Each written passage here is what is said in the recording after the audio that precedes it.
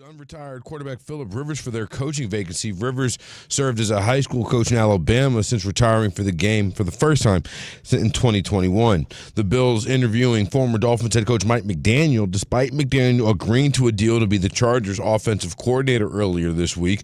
AFC Championship Broncos running back J.K. Dobbins won't play despite the team opening up his 21-day practice window last week. On the Patriots side of things, linebacker Harold Landry is going to be out. Seahawks quarterback Sam Darnold off the injury report. He's going to start Sunday's NFC Championship game against the Rams. Indiana quarterback and Heisman Trophy winner Fernando Mendoza declared for the 2026 NFL Draft. His teammate, Indiana cornerback D'Angelo Pons. And next season's college football playoff will remain at 12 schools. The Big Ten and SEC couldn't agree on the additional number of schools to add to the bracket. I'm Martin Weiss. I've been covering this league since 1987.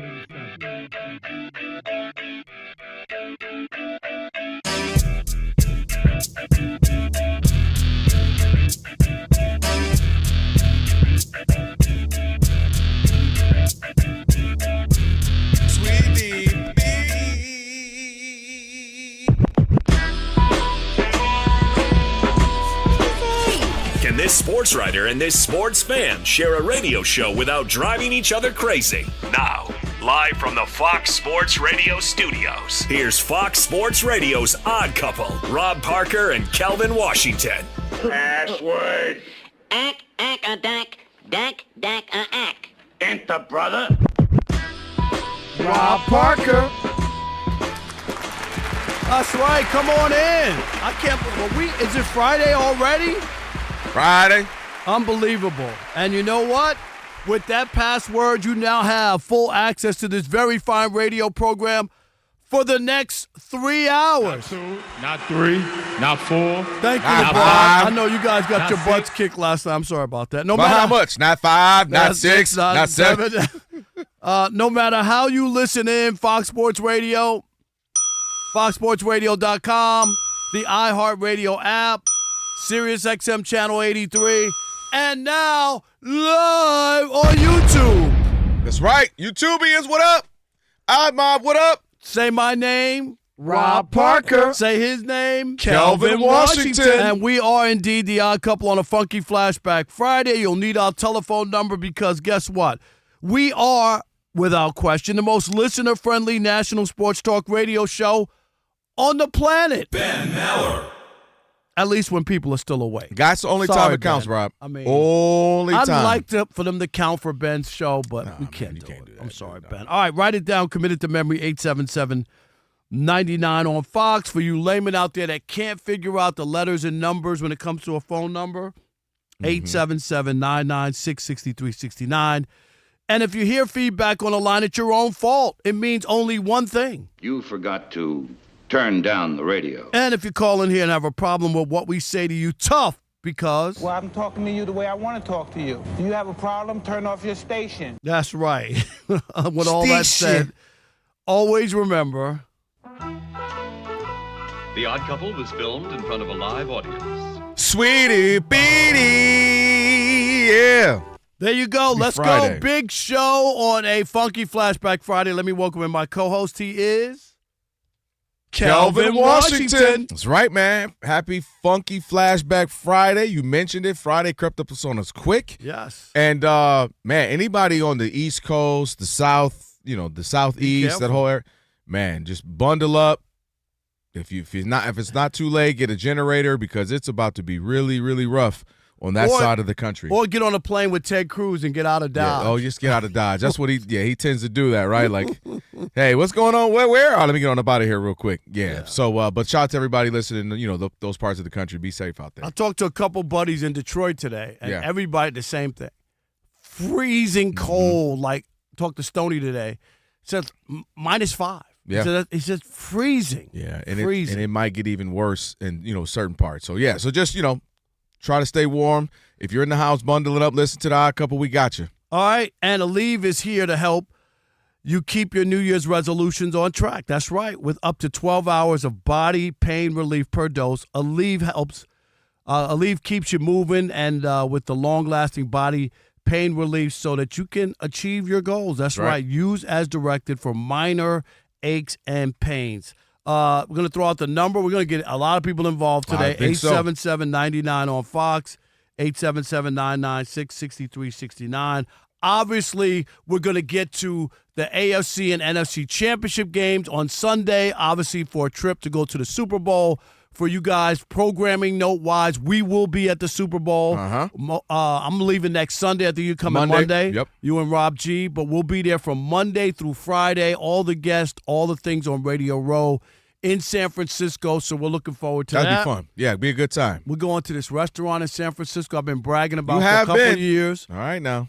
Delancey? You're getting me all excited. And then, why are you going to thumbs down? Rob G, when you get it's that. It's better than thumbs up for you, my that's friend. True. That's the new thumbs down is the new thumbs up. I'll take a thumbs down. Yo, you like my album? Thumbs down. Hey, appreciate you, bro. Yeah, good looking. Yes. Yeah. Thumbs down is the new thumbs up. Yes. Yeah, looking forward to it. You said it's like a $6 steak. I'm a little concerned about that. It's a ribeye. It's like $14.99. Ribeye steak, a thin one, not a big fat ribeye. Potatoes, home fries, potatoes, eggs cooked your way. Okay.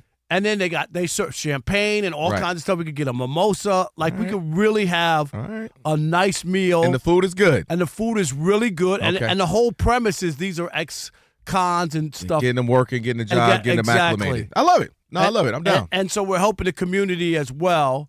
Just don't go to the restroom. You might get held up. I'm just saying. But other than we got to go together. All right, y'all. We're going to all go on 3. 1, 2, 3. Let's go. All right, I'm just kidding. No, I wouldn't be talking about Delancey's if I didn't think it was good. No, I'm looking forward to it. It's in San Francisco, right off the water. Yeah, you'll be able to look out the window and see the water. I'm looking forward to it, man. It's good. It's always great eating out that way. All right, we'll do that. Let's welcome in the Odd Couple crew because we wouldn't be able to do this fine radio program without him. Rob G is our producer. Wow, already? Rob G, you've downgraded. You went from the GOAT bad to Bud Mexican to now it's booed. Okay. Martin Weiss is at the anchor desk. He'll keep us updated throughout the program. Of course, Elijah, who? Yes, is our social media guru. And on the ones and twos. Mary, why you bugging? Mary say, huh. All right, let's get right to it, Rob G. Just the news that shook me and Kelvin today. Yeah, I honestly thought it was a joke. Right, and it did, and this is why we're going to start with this. Again, we're going to get to the AFC and NFC championship games. So we're going to get to all that with the storylines, but this is something that hit us today. Guys, it can be argued that the Buffalo Bills head coaching vacancy is far and away the most appealing vacancy in this cycle. Whether it's been filled or not filled, get a chance to work with Josh Allen on a perennial contender. It's a fantastic job. So naturally, they got their pick of the litter when it comes to coaches. Well, earlier on Friday, the Buffalo Bills and Josh Allen, apparently, we'll get into that part later, interviewed the head coach from St. Michael Catholic High School in Fairhope, Alabama. That's right. Former NFL quarterback Philip Rivers was interviewed today for the head coaching gig with the Buffalo Bills. We don't know how it went, but we know he had the interview, and he is being seriously considered, so much so that Vegas currently has him with the second best odds to get the gig. And Kelvin, I'm just going to say, I've been covering the National Football League since 1987. This league, more than any other league, just bothers me because we see the same thing over and over. The goalposts are moved for people to get opportunities. At one time, black assistant coaches couldn't even get interviews. Yep. That's why they implemented the Rooney Rule that forced owners to even interview. Forget about hiring. Here we are in a job cycle. 10 head coaching jobs open.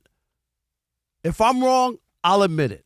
I don't believe a black coach is going to get hired. We've talked to a couple NFL reporters. They don't have any candidate. They couldn't even give you any names, okay? And we already know.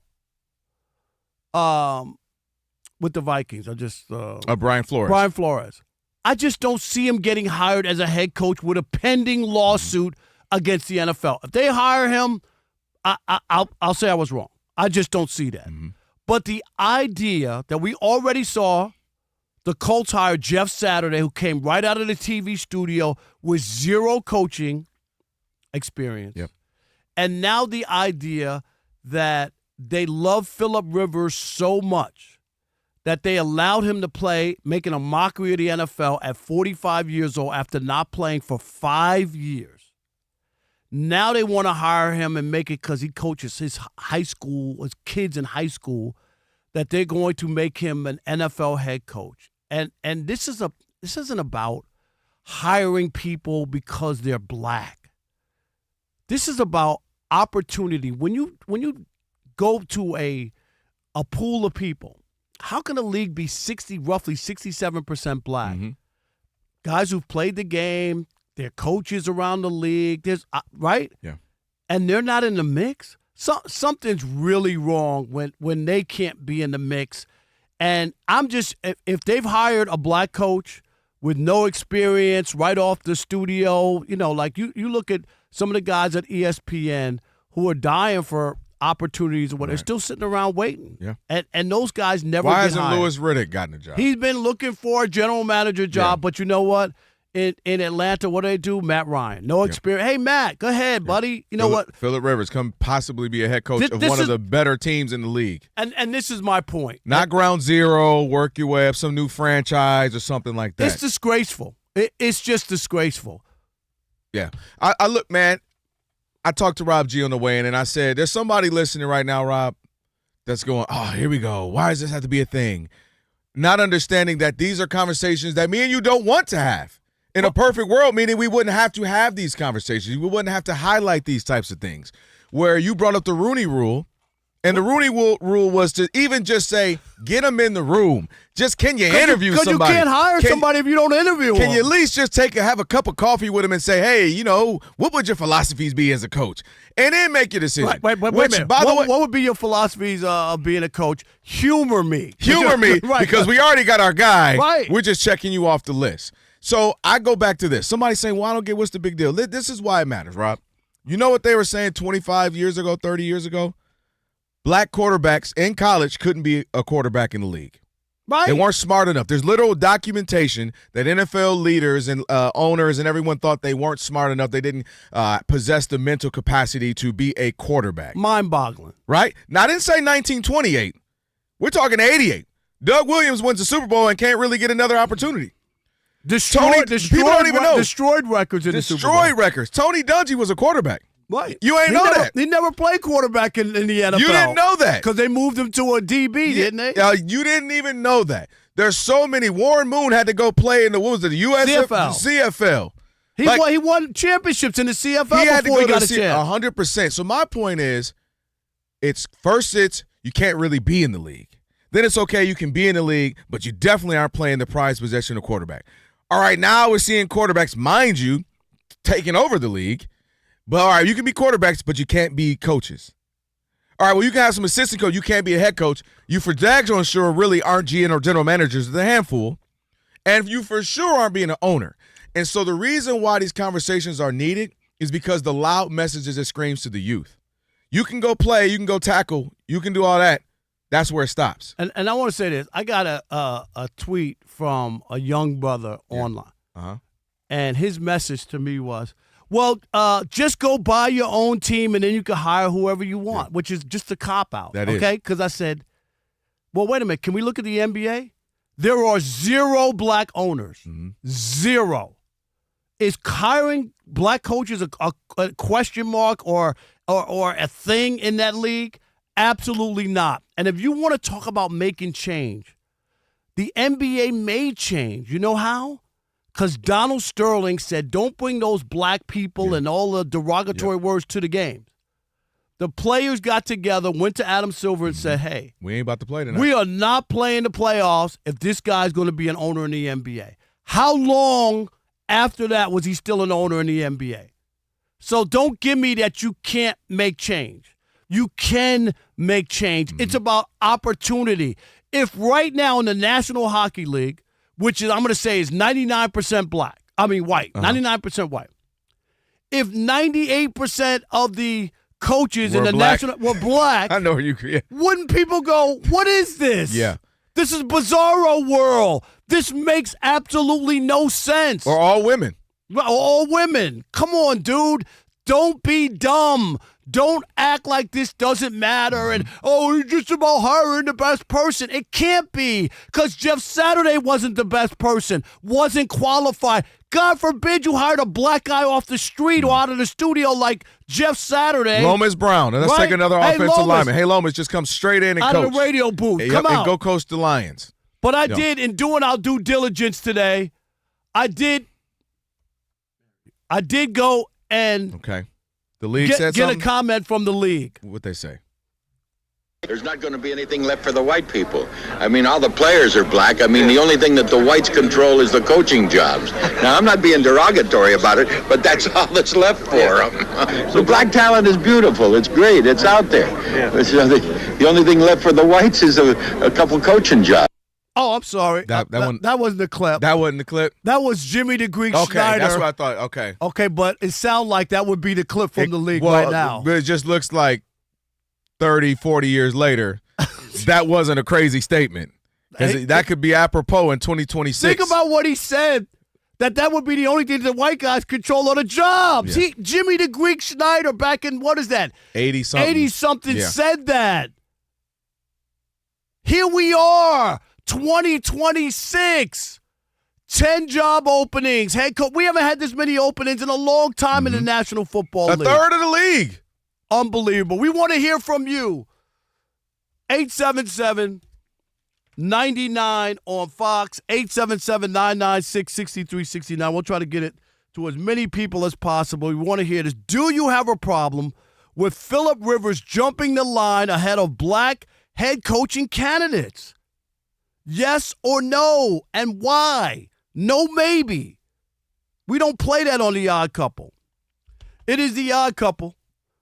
Rob Parker, Kelvin, Washington, where we deliver insight, not noise. Right here on Fox Sports Radio, and you know what you need to do. What's that? Stick and stay. America.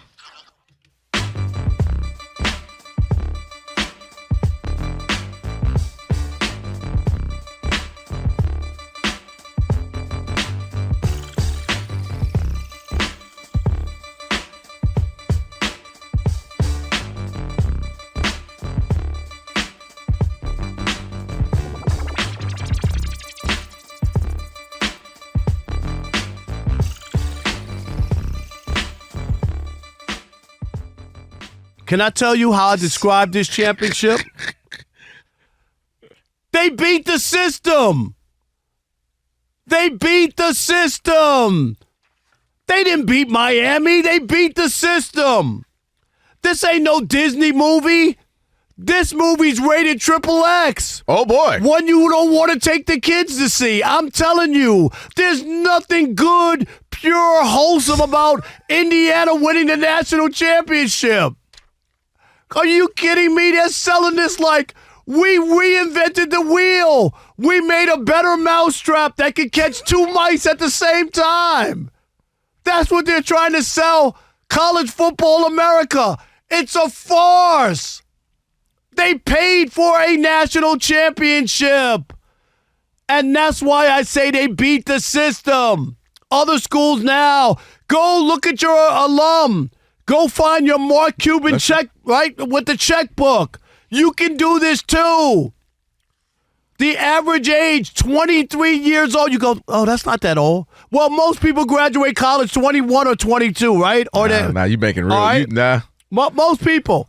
And then think about this, the Green Bay Packers. Mm-hmm. Average age of their players, 25. Indiana, 23. Please do not make this like you just saw something that's inconceivable and you can't believe that this happened in your lifetime, because the basketball school, Indiana, which haven't been relevant since Bobby Knight was kicking chairs and pimp slapping students around, roam the sidelines. This is not that Indiana.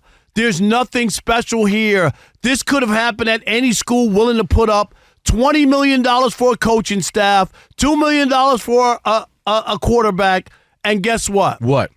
Top 10 in spending on the players and going to the transfer portal, and any 27-year-old with 2 kids and a wife they'll gladly put them on the roster. That's how ugly this is. They won a championship. They're not Cinderella. This chick is heavy with pimples, and I'm not going to embrace it. Look at you, fat shaming on a Tuesday. Ain't Tuesday, Fat Tuesday? Let me get to you right now. Number one, I thought you were about to say the right thing when you said, ain't nothing good or pure about, and I was like, look at him starting off right. Then you said Indiana. No, it's college football. Nothing pure or about it and good in the first place. So they got into a nasty, murky system, an ugly game, and they played it better than anybody.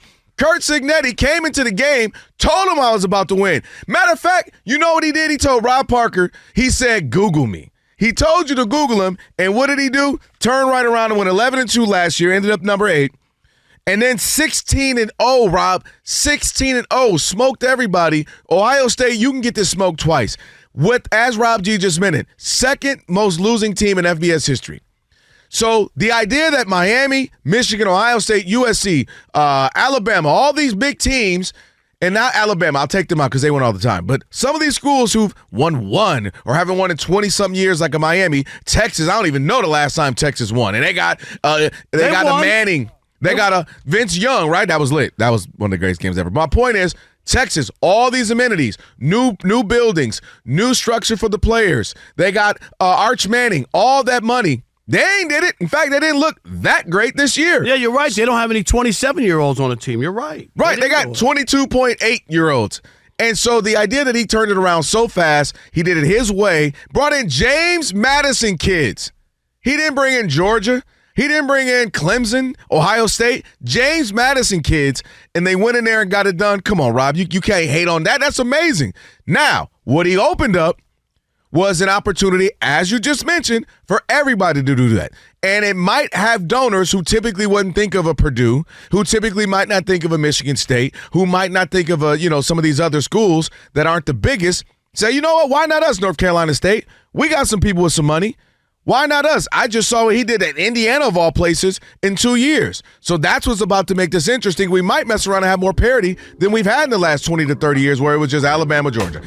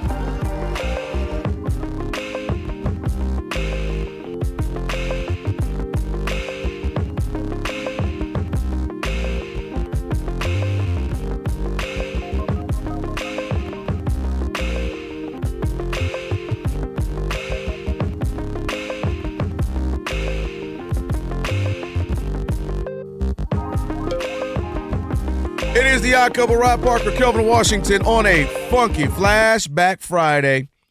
YouTube, we're on it live now. Simulcasting. You can be watching us. All you got to do is go to YouTube, then put in Odd Couple FSR. Find us there.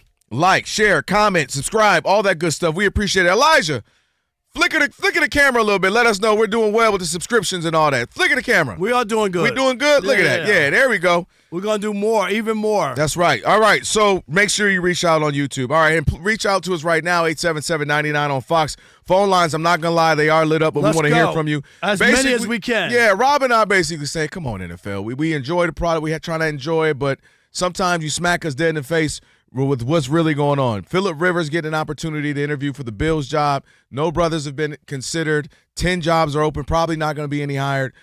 What was the point of the Rooney Rule? Where seems like we're exactly where we were then, if not even worse. 877-99 on Fox. Maybe we're missing out. Maybe we're missing it. Are we crazy? You feeling us? 877-99 on Fox. Who we got? James in Cedar Rapids. You're on the Odd Couple Fox Sports Radio. What's up, James? Hey, you fellas is killing it. Keep it up. Appreciate you, James. Hey, I'm a Republican and I voted for Trump. You guys are dead right, though. Dead right. It's a problem. It's been a problem for a long time. Mike Tomlin, you got many guys like him that are just waiting for a shot, and they ain't getting it. Oh, all right, James, man, appreciate the call, brother. Thanks for listening. No doubt. Chris in Pennsylvania, you're on the Odd Couple Fox Sports Radio. What's up, Chris? How you doing, fellas? I definitely have a problem with it because sometimes I always say it out loud. It would have been anybody else that just a regular high school coach who will come in. Just because you're a good quarterback is not going to make you a great coach.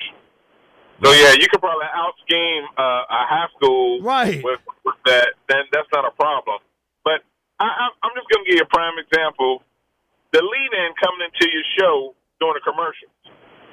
How they were talking about Lamar Jackson sitting in and doing the interview process, doing the Ravens search, but really didn't say much about Josh Allen. Right, well, doing the same thing. Yeah, we got that. That's on our agenda for today to talk about. We're going to talk about that more, too. We're going to talk about it. Appreciate and then, yeah, have a good one, fellas. No doubt. You, hey, have a great appreciate weekend, man. Appreciate you listening. Who's next, Rob? Robert in Albany. You're in the Odd Couple. Sick of all y'all Roberts. Rob Fox G, Sports Rob Radio. Parker, Robert, and y'all everywhere. What's up, Robert? Long-time listener, first-time caller, bud. Appreciate you, it. Robert. Thank you. And you guys are the bomb, okay? I just want to let you know that. I appreciate it. We'll take that. Thank you, brother. I agree with there is less black coaches. There should be more black coaches in the NFL because this is wrong. It's just nobody's saying 25 of the 32, but that's a 32, Rob. And what was to have a whole Rooney Rule, make all this big fuss about it, and we're literally where we were then, if not worse. It makes no sense. Thanks for the call, Robert. Appreciate it. And you brought up a great point. You touched on something I would want to get to. Like, no other walk of life where the employees or the staff or the faculty is predominantly something. And then would people who are running the show not be that? Not that it'd be only that, but almost exclusively that. Make that make sense. No other walk of life. Drew in New Jersey, you're on the Odd Couple Fox Sports Radio. What's up, Drew? Hey guys, I just think if you look at the entire field, I don't understand why some of these guys went after defensive guys. Like in Baltimore, like I feel like you have a cap. Like I understand what people say, like not just because you're a good quarterback, doesn't necessarily mean you're going to be a good coach. I get that. However, what I will say is Phillip Rivers as a quarterback was like a Brady. No, he wasn't. No, he was not. Phillip Rivers didn't win jack, and I'm not going to let you come on here and tell me that he's some genius, and that's why he gets to skip the line. Very good, but you can't put him on Brady. How is that? Because he had Drew, he didn't win anything. Crazy loaded. Yes, he Shout didn't win Sean anything. Merriman, who get friend of the show. Come on, he's on Antonio Gates, LT. He's elevated to Brady without winning. We got to settle down. Come on, talent. Drew, he was very talented. He was really, really good. But it's like we talk about the Hall of Fame. He ain't got to be that. Come on now. By the way, Phillip Rivers' career postseason. 16 touchdowns, 10 picks, 59% completion. That's what I'm saying, but he's Brady. Come on, Brady. And Rob don't even like Brady. You got to defending Brady. How dare you make my boy have to defend Brady? I'm sick now. Come on, Drew. Drew. In my mouth. Hey, who is that? Who that? Robert, another Robert. All right, I'm out of here. Oceanside, California. You out of here. You're One more Robert. I believe in the show. Fox Sports Radio. What's up, Robert? Hey, how's it going, guys? Doing great. So, I just want to say the same. Echo what you guys have been saying. You know, we're not getting the opportunities. There are a lot of of us out there that are more than qualified. You know, we just want to get the opportunity to show what we can do. That's I've been it. watching football since 1970. You know, it's time for some changes and stuff. All right, thank you. Appreciate it. And even in the college ranks, Rob. You know what I mean? Like, that's how you build it They up. even did it in baseball when San Francisco Giants had a college coach with no major league experience. You know how many black guys have played Major League Baseball and are coaching and want a chance to be a manager in the big leagues? It's the same thing. One last call on this. How about Rocky in South Carolina? You're on the Odd Couple Fox Sports Radio. What's up, Rocky?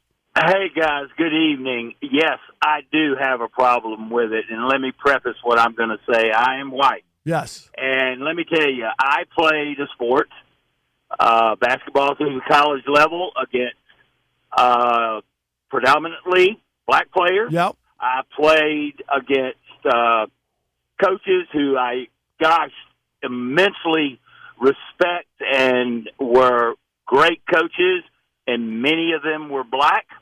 And I have dear friends and teammates and even competitors that through the years that are predominantly black. And I just think it's a travesty because there are so many qualified African-American men and coaches that are out there that really, and I don't want to say deserve, I want to say have earned. There you go. There you Boy, go. You preaching today. Rocky, there you go. You preaching. The opportunity. So that's my take. I appreciate it. Thank you, Rocky. That's a great way to end it, man. He just said it. Earned. Yeah. Earned. Phillip Rivers didn't earn it. I know he played it. You know how many people played? A lot of people played. And we can't be basing our playoff success after Rob G. Playoffs? Playoffs. All right, hey, great conversation. And I will say, I know I echo from my brother Rob here that we love that we can have those, serious and unusual or difficult conversations to have. And I love that you guys participate. But we you don't even should- have to agree Right. on things, but just to have them. And you should expect that on this show. Yeah. We refuse, and you know this, to bury our heads in the sand. We're going to talk about everything. We laugh and joke. Our shows are fun, whatever. But if there's a topic that needs to be talked about, we're going to do it. That's right. All right, Sam Darnold, there's something he needs to do in order to win on Sunday. We'll tell you that next. Right now, Martin Weiss. So nice you had to say it twice. Martin Weiss with the update. What's up, fellas? You like NBA? that hype? You like I did that? I was wondering if you were actually going, like, Say when it you were going to twice. fit the second part in. You know what I'm saying? I was going to let you walk off on it, though. I got you. Houston Rockets and the Detroit Pistons. Houston with a 17-12 lead with 4:30 left in the first quarter. Kevin Durant in the starting lineup. He's got 2 fouls already, though, early on in that one, obviously. Only a bunch of games about to start. Boston and Brooklyn, Sacramento, Cleveland, and then the Pelicans and the Grizzlies on tap. The Bills, like you guys just talking about, interviewed quarterback Phillip Rivers for their coaching vacancy. He served as a high school coach in Alabama since he retired from the game for the first time in 2021. Obviously started a few games this season.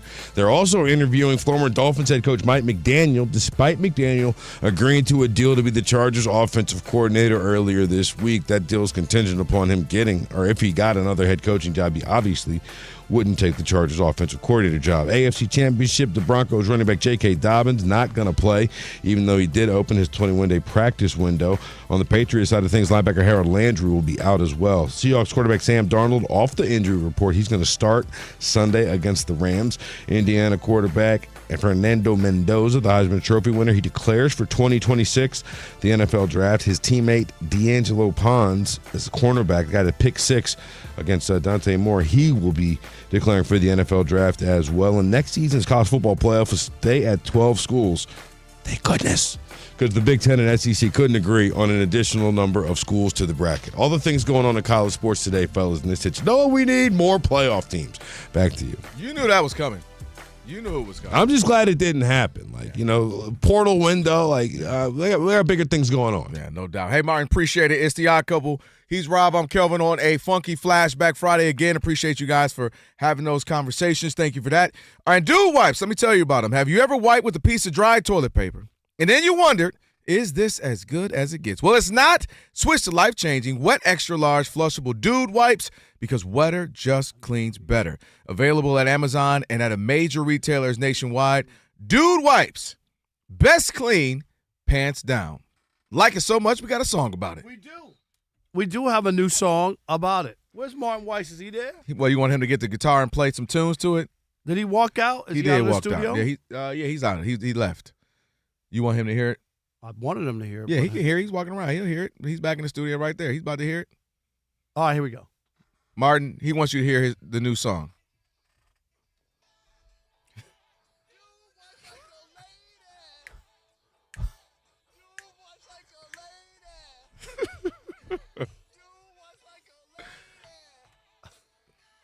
Dude, wife's like a lady. This dude is nuts. I feel like I'm back in the 80s. The Poo Poo King is the necessary part. I'm glad we added the remix to that with the Poo Poo King. Yeah. Mary, we need Martin's mic. That's some of your worst right there. That's insane. You know, I call balls and strikes. I'll let you know when you got a heater. I'm the poo-poo king, dude. They might pull the ad. Yeah. Honestly, I think you're walking a thin line. I think they love the poo-poo king. Yes. I think that's the part right there. That's hilarious. I should be doing sponsorship for I'm the poo-poo king. Well, that might throw off the Rougiette one, though. Yeah. Let's throw it off a little bit. All right. We never making out the hood. Everybody got the homie trying. All right, Rob G, we got a big one coming up. It's funny because about a month or so ago, if we'd have had this conversation, I think the Rams would have been favored to win the Super Bowl. Now things have changed, and the Seahawks and Sam Darnold, they're favored. Yeah, this is a big thing because coming into last week's game against the 49ers, he popped up with an injury report with an oblique situation, and people were already worried about Sam Darnold. Then he has the oblique thing. He hadn't practiced for a couple of days. It's like, well, what Sam Darnold are we going to get? Right. Can these Seahawks win? Number one, with the guy that history is turning into a pumpkin. Number two, he's banged up. And unfortunately, or fortunately, if you're a Seattle fan, you'd have to worry about it because that game was out of hand before Sam Darnold had to do anything. He only attempted 17 passes, 12 of 17, 124, one touchdown, no picks. They roll 41-6. Now, we anticipate this week against the Rams is going to be a different story. So, guys, how confident are you in Sam Darnold, we think, having to play his best in a winner-take-all game? That's where I think he doesn't have to do. He does not have to play his best. In fact, he has to do one of those old proverbs where a wise man learns from other people's mistakes. And to me, if you're Sam Darnold, I'm looking at CJ Stroud and saying that's exactly what I'm not going to do. That's exactly what I can't do. You just talked about it. Jump right out the game with a special teams touchdown. Defense playing incredible. Getting fumbles and interceptions on 4th and 1s. Getting the ball back. Scoring all over the place. All you got to do is make a play here or there. If it's a third down to be had, get it every now and again. Don't hurt your team. Don't go full Sam Darnold / Ronald McDonald, as you call him. Because you have a chance to just be if he blows, we said CJ Stroud was supposed to be, and that is to not be the reason why, in your case, the Seahawks lose. If he blows this with that defense and those special teams, you got guys and returning has 4 interceptions like he had in a game that they almost even still won against the Rams. If the first one, it was only won by 2. The first one, they only won by 2, and he had 4 interceptions. Mm-hmm. That's how good that defense is. And I'm saying, when Seattle wins, and I believe they're going to win, it's going to be about their defense and what they were able to do against Puka and Devontae and stopping that and Stafford. I'm serious. Like that's what we did. And we saw that the thing that they have going for them, too, is they got down big and came back in the fourth quarter, down 16 points. I mean, we talked about it. I think only one team out of 1,000 came back from 16 points in the fourth quarter. Do you know what I mean? To win a game. It just doesn't happen. So they have that going, and they have, even on Sam Darnold's worst day, 4 interceptions. They barely lost. And if you remember, the kicker missed the kick at the end that would have won the game. Yeah. So that's 4 interceptions, and they still almost beat the Rams in that game.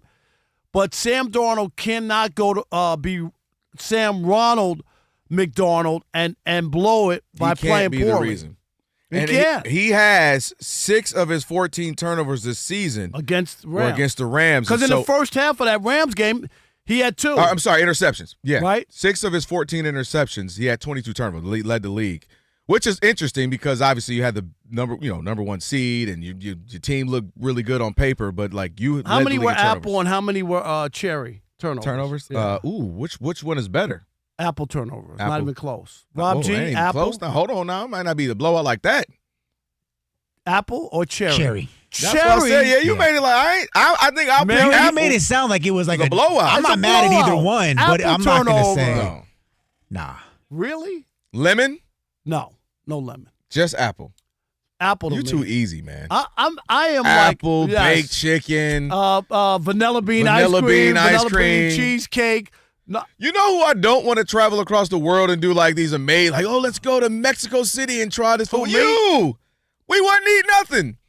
You'll be in Mexico City, some of the literal best, most world-renowned restaurants, talking about, you guys got chicken tenders? Is there a KFC around here? Is there a KFC? I would be so mad. Me and Rob G will be, me and Sagar will be getting down. That's my eating buddy. But I already told you, I went to downtown Athens. I was in Greece for a layover. This is the old days. We could get off the plane, got a 3-hour layover, and go into the city, and then come back to the airport. You better. What did you order? Okay. What did you get? In Athens. In Athens. I get off, but it wasn't what I ordered, but I get off the bus, right, from the airport. Burger King, KFC, McDonald's. This is in Athens, Greece. Yeah. Athens, Greece. I was just so disappointed because I was like, now. we've Americanized. You know why? In Athens? There's somebody told them, we got to feed all these Rob Parkers. Let's go ahead and bring them up. You can go anywhere. You go to China, it's going to be. Why would there be a KFC in Athens, Now, Greece? what you learn is their things are different in these other countries. So the Big Mac ain't the same in China as the Big Mac right here on Sepulveda. If you go to Paris to McDonald's, you get wine. You can get wine with your meal because they drink wine like it's nothing. Let me tell you, you're going to get some cigarettes in Europe and some wine. Yes. My goodness. All right. Anyway, so Sam Ronald McDonald cannot exist if they're trying to win that one. On the way, your tire rack play of the day and Shekel City. Plus, we got a caller about that. Remember, we got a caller who said people were talking about Lamarr sitting in on meetings. Well, another star quarterback sitting in on meetings. Is that the way to go about it? We'll tell you next. It's the Odd Couple, Fox Sports Radio.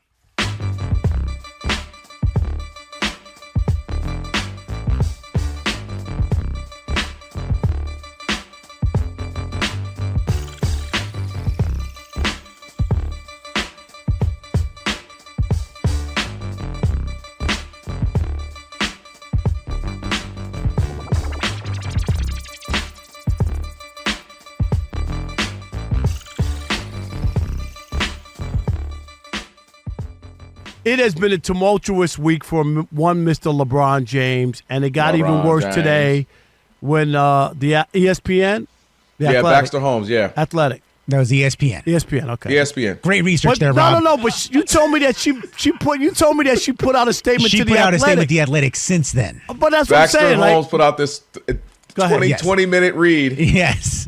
So it started about a week ago. LeBron James, for reasons unknown to us, we talked about it on the show, decided he needed a 23rd season patch that only he would have for the rest of the season. It started mid-January in Sacramento, of all places. That just seemed odd. And then on Monday, it was announced that for the first time in 21 seasons, LeBron James would not be listed as an all-star game starter in the NBA, which is crazy that it's gone over 2 decades and the streak is finally broken.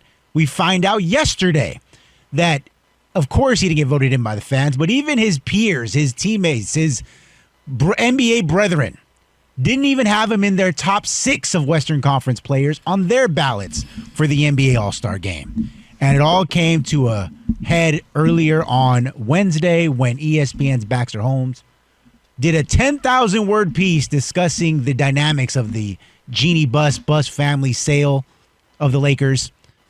All anyone cared about, though, was about 3 paragraphs where it explained that Jeannie Buss had grown frustrated with LeBron for a number of reasons. Number one being that she felt like she didn't like the narrative that LeBron had chose them and he was like their savior for their franchise. Number 2, she didn't like the fact that LeBron James had kind of absolved himself from the Russell Westbrook trade, even though he pushed for it harder than anybody. Don't we remember the video of them having a powwow in his backyard? And last but not least, she was very upset that he didn't seem more grateful that they did him a solid by drafting Bronny in the second round of the draft. They drafted Bronny on his playing potential, right? So it's been a rough week for the King. Yes, and I got a message for the King. I'm What's dead that? serious. Retire after this season. Call it quits. Seriously, LeBron, is this on? I'm dead serious. The writing could not be more on the wall, right? From everywhere you go. You don't want to go out. Your players have told you you're an afterthought. The fans, the Laker fans voted. Because guess what? Luka got 1.5 million more votes than he did when he was in Dallas last year. And guess who got 1.5 million less votes? LeBron James. So the Laker fans are out there voting, and they still didn't vote for you. The players didn't vote for you. The fans didn't vote for you. The league did this phony patch that only you have, and we were really celebrating your 23 years in the league. It should be a worldwide patch, right? Everybody should have it on, and it should have started in October when the season started. That's when your 23rd season started. You don't want to stick around too long. You can't now next year, and the All-Star game is in L.A. What a send-off. Have it one more time, and it could have been in L.A. They were not even interested in doing that for you. No solid. The worst thing you could do is come back next year, and guess what? It'd be even worse than this year. Like, it is rock bottom. He has stayed too long. LeBron James needs to retire. The writing is on the wall. In Los Angeles, nobody wants you at the All-Star game. LeBron James? Really? Kelvin, I think that says all you need to know. Fans don't want you. No owners want you. The players don't want you. Like what? Do you need a building to fall over on you? Yeah. I think, Rob, what makes it difficult with LeBron is all that it comes with. We'll talk a little bit later about on Steph Curry, some of the Steph Curry news and with the Warriors and whatnot. But it's what comes with LeBron. It's not just singularly the talent. He's actually still probably a top 20. Me and Rob G were talking about this top 20 player, top 25, depending on where you want to go. When you watch him and still, like last night's game, he was incredible. And so the talent is there. What he could bring to a team is still there. Player. No. Oh, dude, of course he's not. He's 41 years old. What I'm saying is, so it has to be something else. And it becomes what all it brings with LeBron, right?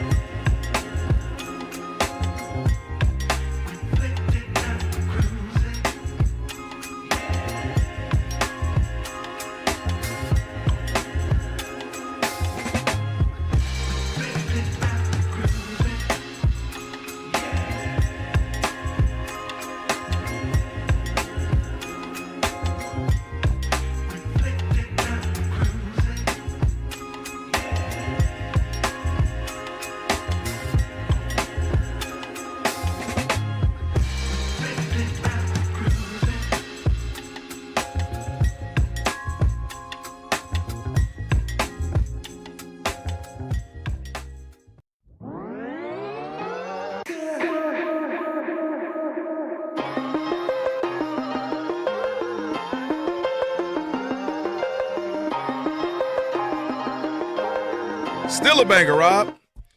Fox Sports Radio, it is the Odd Couple. That's the way, I like it. You can't tell me nothing bad about Casey and the Sunshine Band. Play that funky music, right? No. That wasn't them? That Who was that? Average white man. Average Somebody in the band. It is the Odd Couple. He's Rob. I'm Kelvin on a Funky Flashback Friday. Got to give some shout out to Mary Mack on the ones and twos. Still a lot left coming up next hour. We got, of course, Eric Williams, Fox Sports NFL reporter, going to join us. We'll talk some NFL headlines with the championship games happening. Then the next hour, our last hour, will be Lamarr Mitchell, as usual, and we'll end it with NFL Pigskin. What was Pickoff. our last week? Oh, I'm sorry. Go ahead. Mind your business, okay? You know what I'm doing today? What did I tell you? I'm about to get some food on the way home. Yeah. I'm ordering some wings today. Whatever. I'm ordering some wings today, courtesy of you. All right, it is now time for your Tire Rack Play of the Day.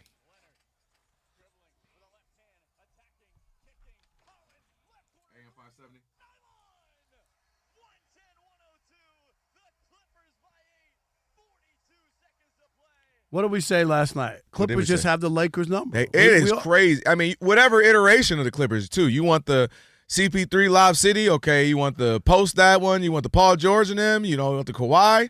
Like, they have had their number for the last 10 years, 10, 12 years. It's crazy. That was AM 570 on the call. Lakers down by 26 at one point. Cut it to, like 3 and just couldn't get the job done. fall into the Clippers there. That was your Tire Rack Play of the Day, brought to you by Tire Rack. For over 40 years, Tire Rack's been helping customers find the right tires for how, for what, and for where they drive. Ship fast and free.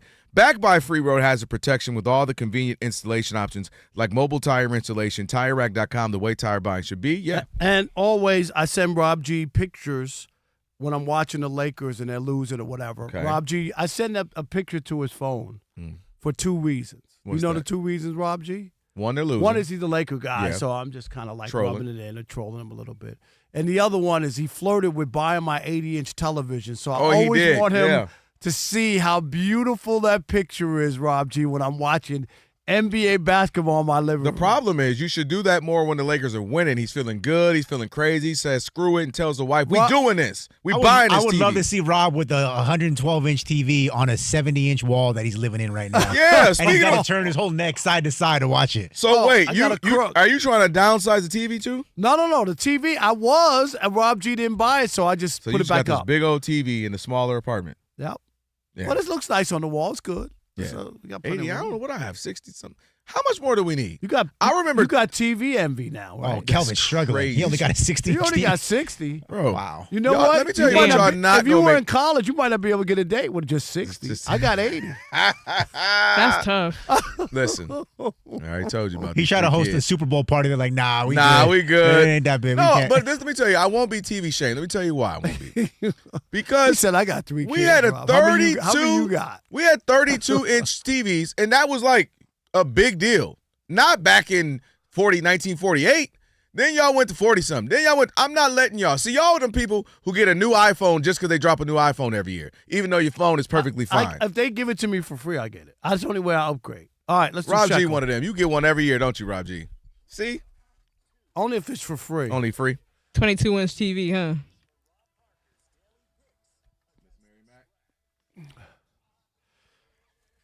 TV shaming me. All What right, you do? Here we go. Hey, on social media, I have my NFL picks. So Okay. if you're on social media, you can see them. We'll do those later on in the show as Yes. well.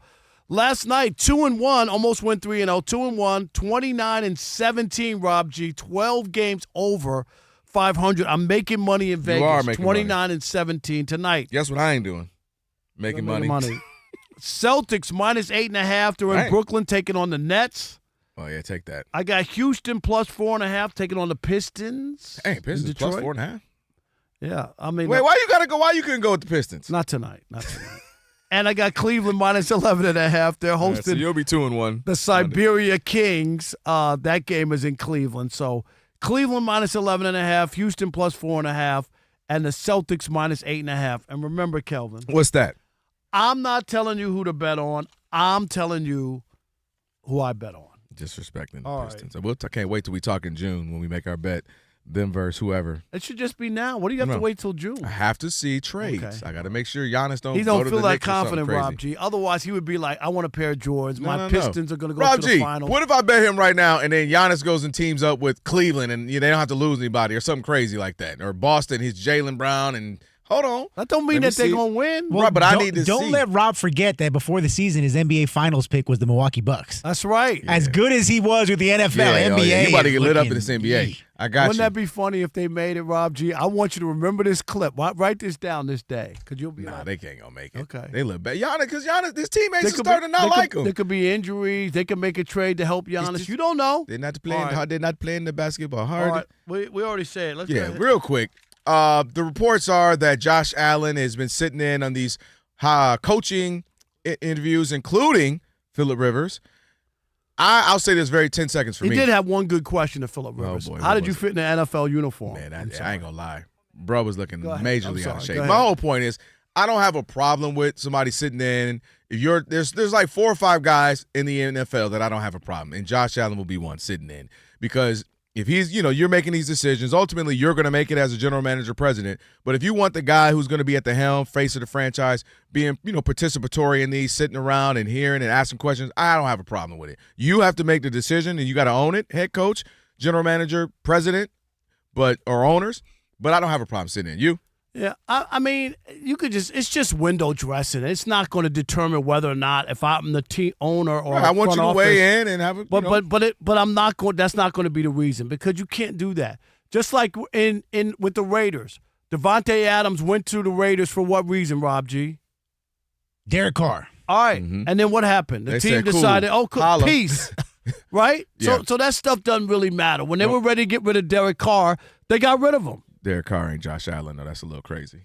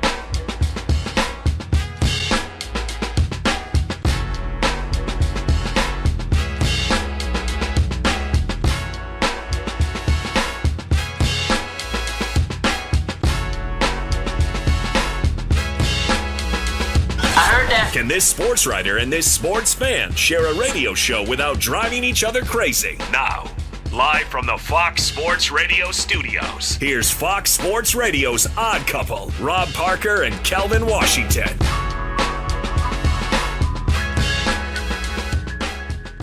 Hour number 2 here on the Odd Couple, Fox Sports Radio. And you know what?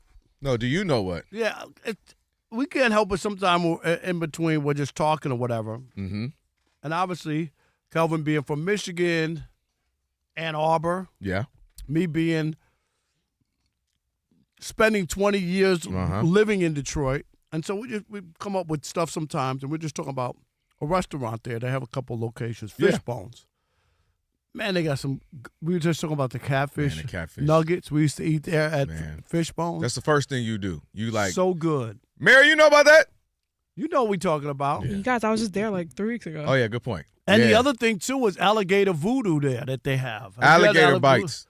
Alligator voodoo, very good. Oh no, Martin know all about it. He spent time in Detroit, and he's from Louisiana, so you know all about them alligator bites, man. It's the only alligator that I would really eat in Michigan was from Fishbones. Yeah. Elsewhere, no chance. Yeah. I agree with you. Really good stuff. Fishbones. It's just a staple. That reminds me of Waterboy. You guys ever see Waterboy? The movie? Yeah, of course. You know how he always eats alligators. Yeah. No, have you had alligator? Like Shay? No, never. Everyone says it tastes like chicken though. It's good. If you took this is the only way I describe it. Martin, you might feel me.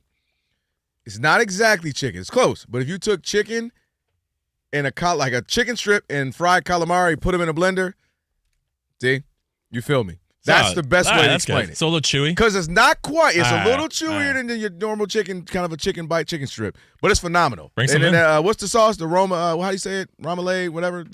You know I'm messing it up. But Remoulade. Yeah. Woo. Come on, man. Send me to New Orleans tomorrow. Just don't eat at Coney Island. That's all. No, you got to go to El George's. I'm just saying. Go to El George's and you good. All right. I do want to say to you that have you ever wiped with a dry piece of toilet paper? My business. And wondered, I keep telling you. Worrying about what I be doing when I be doing what I be doing. As it gets, it's not.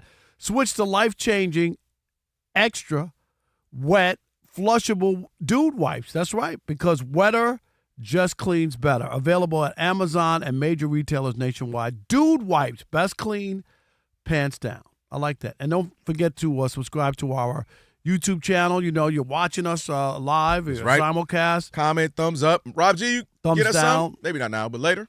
Just search. Yeah, we do need some Odd Mob on our first topic of the day. I would be interested on that.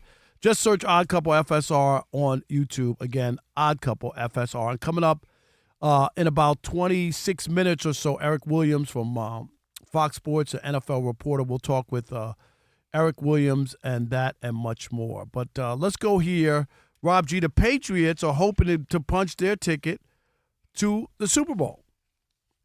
Yeah, they're one win away, and according to Vegas, they got a really good chance to get that win because if we jump back in the hot tub time machine, guys, the New England Patriots have had, we'll call it. I'm going to give that a thumbs down in the hot tub. We'll call it a. No. Oh, hold on.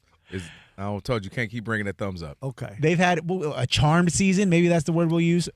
Guys, their opponent's winning percentage this season was a whopping .391. That is unbelievable. By far the Wasn't lowest. that Aaron Judge's batting average? Yeah, the lowest in the NFL, of course.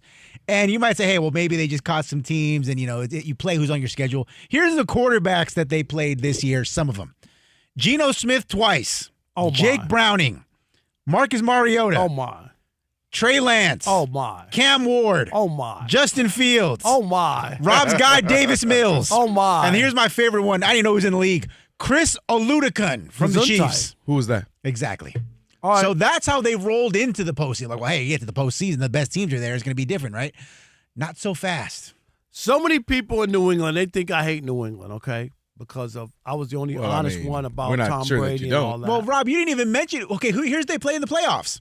They got the Chargers first. The Chargers, who were down both of their starting tackles and had statistically the worst offensive line we've seen. You in ain't got to years. say statistics. We synced it. That was number one. We synced it. Then they're like, hey, we got that vaunted Houston Texans defense. They also got him no Nico Collins, and CJ Stroud became a JV quarterback right before our eyes. And now this week, AFC Championship game against the number one seeded Denver Broncos, who have a backup quarterback starting this week, and he's making his first start in a couple of years. I think Rob G just did it again. And this is my point. The Patriots, this whole Super Bowl run and they're frauds. Frauds with a capital F.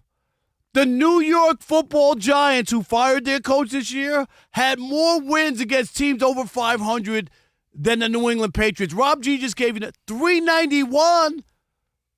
That's their winning percentage. If that's baseball, you had a great year batting, 391. Yeah. And then all of the advantages. We saw it with the Chargers, right? Mm-hmm. Couldn't protect Justin Herbert, right? Couldn't protect him. Struggled, easily beat them. CJ Stroud of turnovers. 4 interceptions in the first half. Ball game. All he had to do was not turn the ball over, and Houston wins. Man, and now here we go.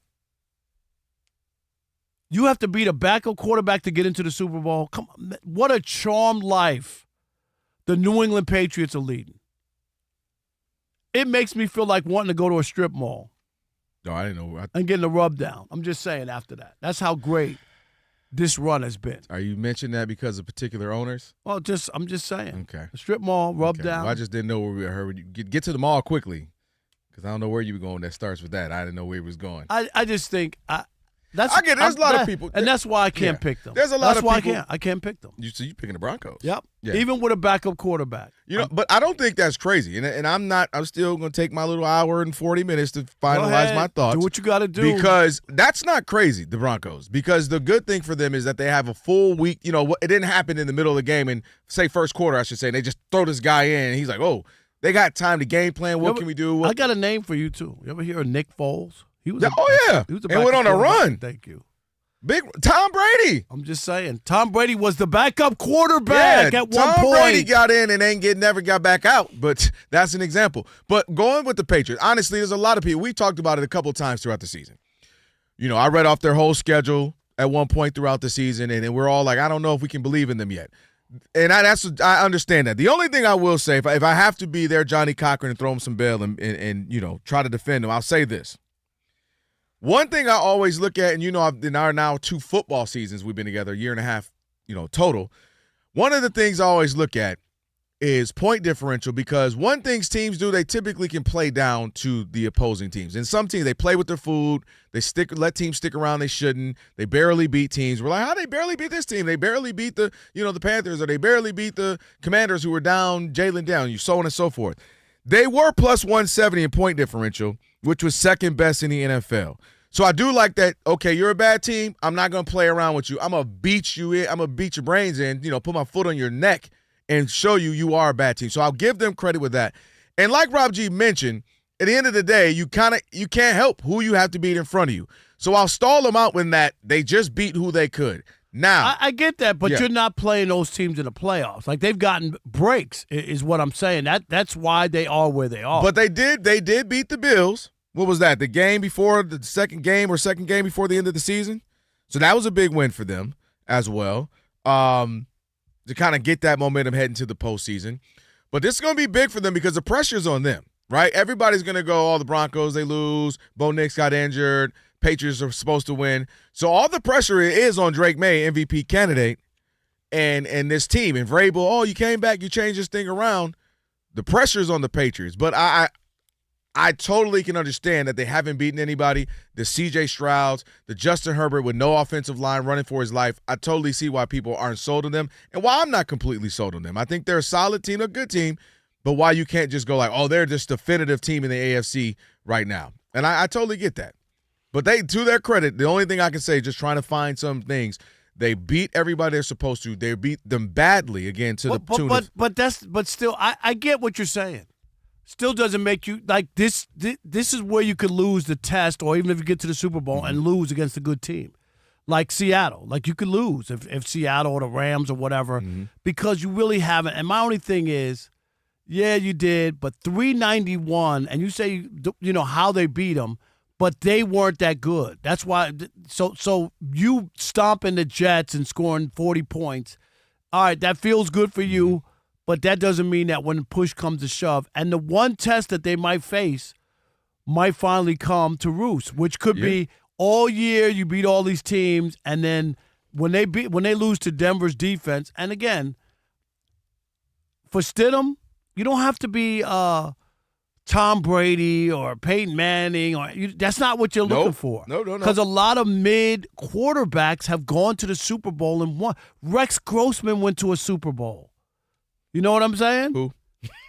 I remember that. But I was in Miami that one. But Nick Foles won a Super Bowl. He outplayed Tom Brady in the Super Bowl. So let me throw this out at you. By the way, another thing to prove the point that they haven't looked great when against those real deal teams or in tough situations. As much as we talk about CJ Stroud, Drake May didn't look most amazing. Drake May has 6 turnovers. He has 6 fumbles, by the way, already this postseason. 2 games, 6 fumbles. So Drake May hasn't looked, amazing this postseason as well in his run. He lost 3 of them, but he had 6. He has 6 fumbles so far. So if you can get after him, who got after the quarterback better than anybody this year? The Broncos. Right. So if you can get after him, you can make this thing close, and you hope that he makes a mistake or two or fumbles and and can get you the ball back. You got a shot. They got a good kicker in the Broncos. So they got a lot of things going for him. And 3 again, turnovers. I want to say, I'm sorry, 3 turnovers, not 6. He has 6 fumbles is what I was saying. Right, 3 turnovers. I was going to say he had that many 6. Yeah, I'm sorry. I've looked at that wrong. But he has 6 fumbles, 3 of them lost, and he's been sacked a whole bunch too. He's been sacked a whole bunch this postseason run. He's been sacked a lot as well. So, yeah, I just their resume just hasn't. If they get to go to the Super Bowl, it will be one of the easiest paths ever, for real. Just number one. Rob G, that 391. Do they have anything about that? I mean, that got to be the lowest for somebody to make it into. Well, we won't know until they get to the Super Bowl. They'll be able to tell you how where it ranks fits historically. But it just sounds less than 40% winning percentage. It's terrible. But they already said it was the easiest schedule in decades. Like 20 years or one of the lowest. But here's the thing that's interesting is the team that they are playing in the AFC Championship, the Denver Broncos, their strength of schedule is the second lowest. Now it's 422. It's much higher, but it's kind of odd that the 2 teams that are the last one standing in the AFC benefited from playing the worst schedule in the NFL. Well, if you're the Broncos, at least you can say we beat the Bills. You know what I mean? Yeah. You can say it with no real issues. Like it wasn't like Josh Allen was on a broken. We turned him over several times. Exactly. Yep. You can say we fought and went toe to toe, and Bo Nix make some big plays. Obviously, he's out now, but you can at least say that. No doubt. All right, 877-99 on Fox, 877-996-6369. Has this Patriots run been real or fugazi? Real or fugazi? For real or fugazi? That's what we want to know. It is the odd couple. Rob Parker, Kelvin Washington. That's right. Where we deliver insight, not noise. Right here on Fox Sports Radio. And you know what you need to do. Stick and stay. America.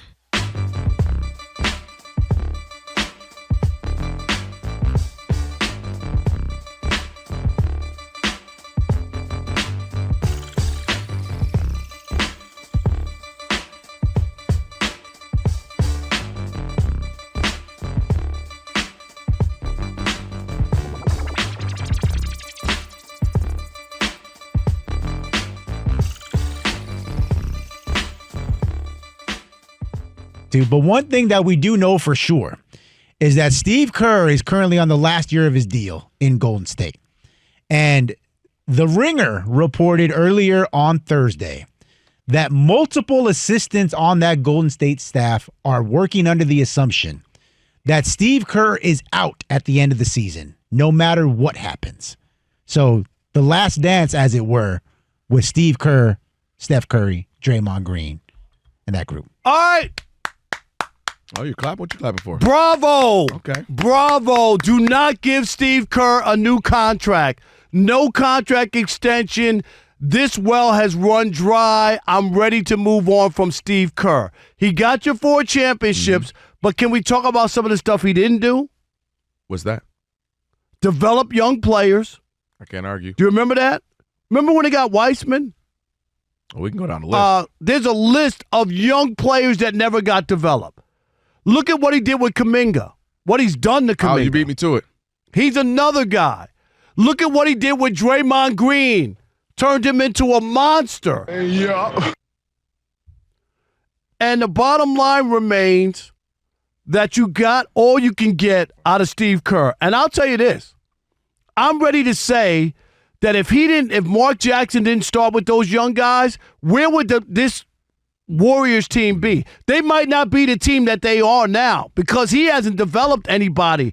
And they should really, right now at this point, be in a transition that we thought they were going to get when they got lucky, right? Had a couple bad years, got top picks, add those guys to the mix. You thought, oh, man, they're going to be good for a long time. You work those other guys in.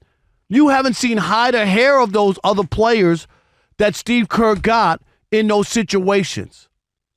I'm not Hall of Fame coach. They won 4 championships. I get all that. He did his role with the Bulls. He was great there. What he needed to do for the Bulls. Oh, I'm not trying to take away from his career, but sometimes there's an ending to a story. And to me, the ending is now for Steve Kerr. I just, the idea that he would stick around or they would give him another contract, and you know this, it says a lot that he doesn't have a contract now. Because you're basically a lame duck coach. And normally they don't let you have a 1 year left on your contract. That's why this is obvious, but I'm just saying they shouldn't have a change of heart. They paid Steve Kerr. They gave Steve Kerr his parade, his flowers, all that. Now give him a pink slip. I'm done with Steve Kerr in San Francisco. Well, here's what's interesting. I wanted to disagree, but there's a couple of things that we have to note. They had a young team that was not highly touted in the sense that Steph Curry, we're like, all right, let's see what he does. Klay Thompson, all right, young shooter. Draymond, second-round pick. And what Mark Jackson was able to do was to get them to buy in, to get them to do stuff that we weren't necessarily seeing a lot of at that time, which was shooting threes. And he was heavy on bigging them up. You guys are going to be the best shooting backcourt ever. And Draymond, you can be this, and really developing the character and igniting something in that backcourt, the Splash Brothers and so on and so forth with that original first core of that team. So I do give Mark Jackson credit for that. What Steve Kerr was able to do was come in and kind of be a hybrid of the two coaches he spent time around, Phil Jackson and Greg Popovich, meaning take a little bit of this, take a little bit of that. Take a little bit of Phil Jackson, more the approach, the bigger the ethos, the vibe of the team, work with the veterans and all of that. I think he's better at that than what we saw from a developmental standpoint, because Weissman never developed. They couldn't get the best out of Jordan Poole because they got it and then he's getting punched. They don't know what to do with that. We haven't seen the best of Kuminga. Everybody keeps telling me how good Moody's going to be, and he keeps being, he's solid. He's not great. So he hasn't been great at developing talent. And you don't want to, hold on to something too long where you're holding on just to be holding on. You don't want to be holding on just to say, well, this is what we did and this is what worked in the past. It's okay to move on. I know they want to do the last dance together, and maybe 2 of the 3 are gone, and Draymond, Steve Kerr, and Steph at the end of this season, maybe so. But I'm okay if he decides, whether it be a Mike Tomlin, I'm stepping down, I'm moving on, mutual thing, or if they just say we're going to move on. No, the difference between Mike Tomlin, he has 2 years left on his contract. But Steve Kerr doesn't have any more years, and that is an indictment by itself by the Warriors. Right.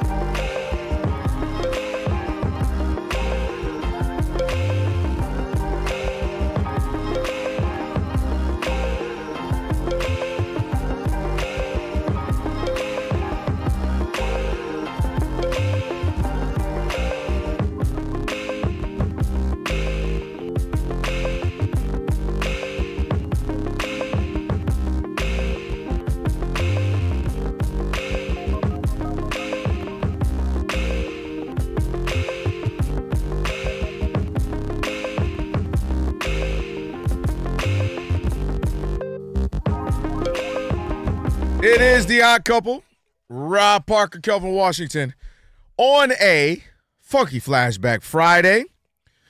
Coming up, we have Eric Williams, Fox Sports NFL reporter. We'll talk to him, getting ready for the championship games this weekend. Should be a couple of good ones, hopefully.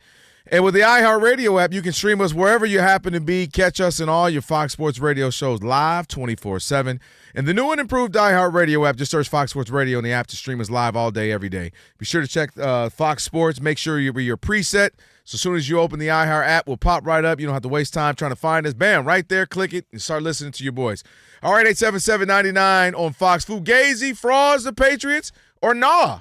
They're legit, the real deal. 877-99 on Fox. Rob, let's take some calls. All right, but first we're going to do a little Odd Mob, Rob. Odd Mob, YouTubians.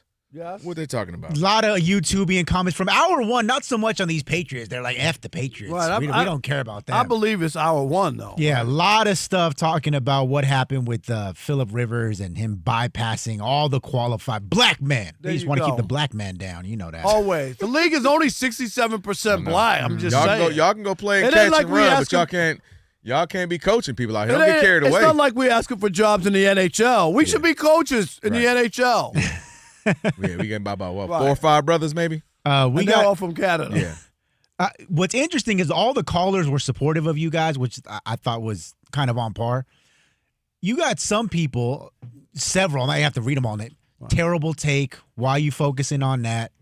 It should be about qualifications, not color. What I'm talking about. See that how's going to be qualified? How are you going to know I'm qualified if I'm not put in a position to get the chance to interview? And then here's another one. They can hire who they want. You want a black coach, buy a team. See, that's what I was just saying. That's just lazy. That's too Lazy. easy. That's lazy. That's lazy. And I brought up the thing, and here's the part that people don't get all the time. Mm-hmm. I brought up the NBA because it's not an issue in that league, and it hasn't been for a long time, okay? I like the point you brought up. No black owners. And they have opportunities for it because the league is 80% black, right? So that's where your pool should be. Number 2, when the players made a stink about Donald Sterling, guess who lost their team? These NFL owners, if there were players and they got together and said, the owner of the Buffalo Bills, well, we're not going to play here. We're not playing for the Buffalo Bills as long as they continue doing and not giving opportunities. Right. Dude, it would change overnight. It would change overnight. That's the power that's available. But you got to know how to use it, and you got to be willing to use it. And there you go. You got to be willing to use it willing to call their bluff for sure. All right, appreciate the comments, even if we don't agree. Yeah, Some of y'all crazy, but 877-99 on Fox. Who we got? All right, hey, Darren in Maryland, you're on the Odd Couple Fox Sports Radio. Are the Patriots for real or fugazi?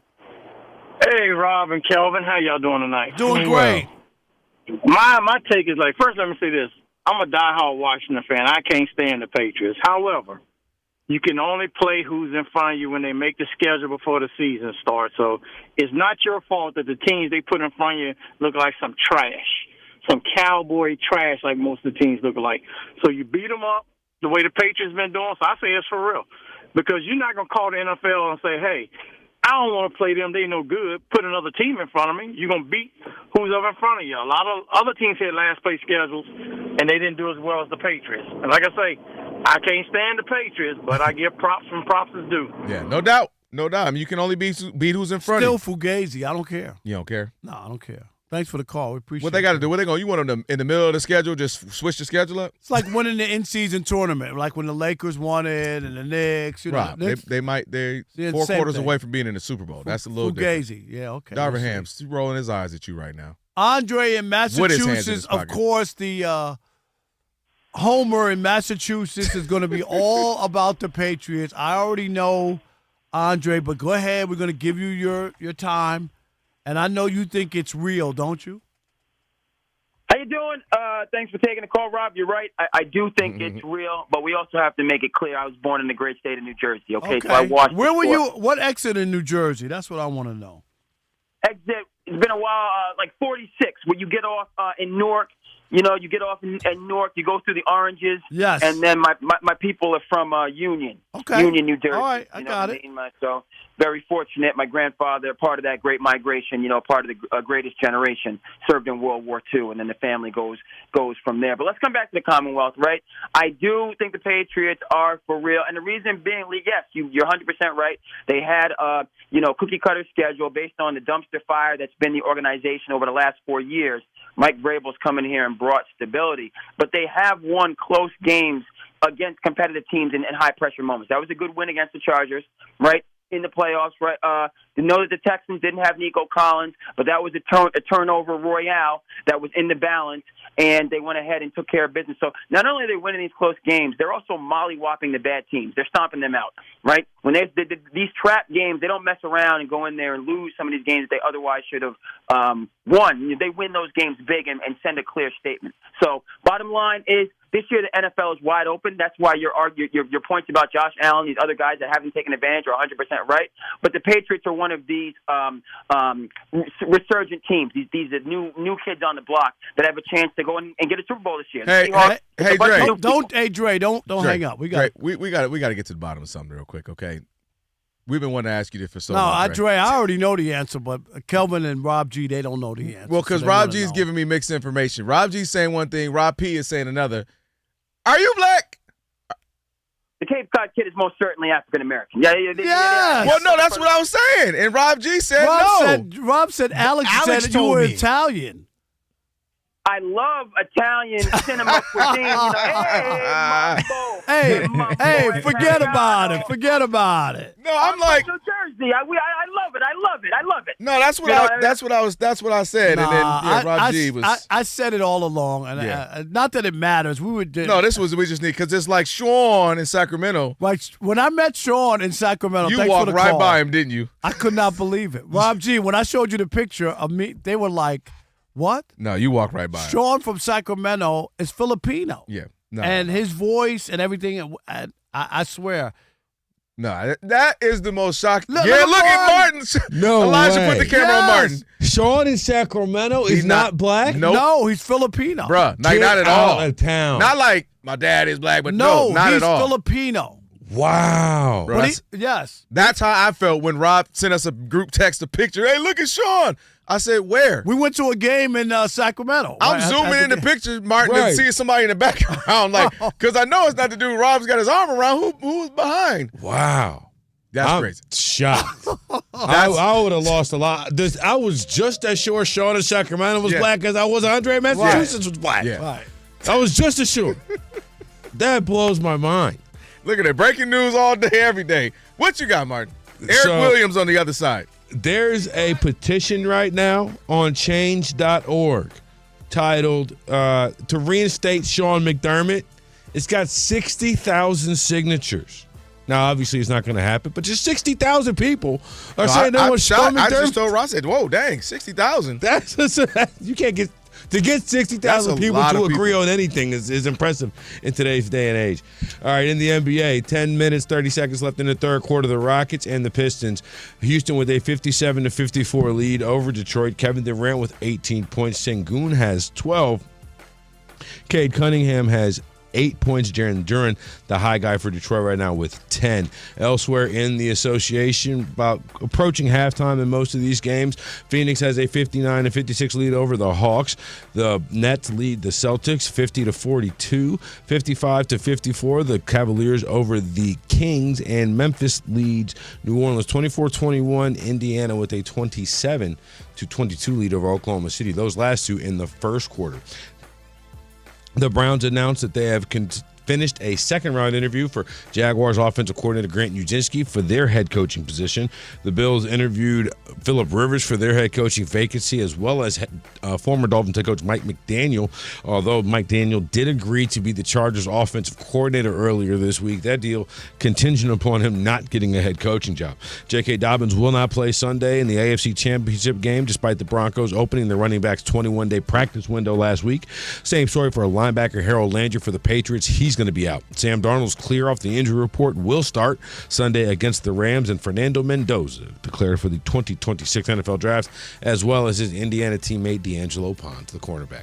Fellas, back to you. All right, appreciate it, Martin. And I don't want to be a meanie. Okay. But there's a reason why Buffalo's never won a Super Bowl, all right?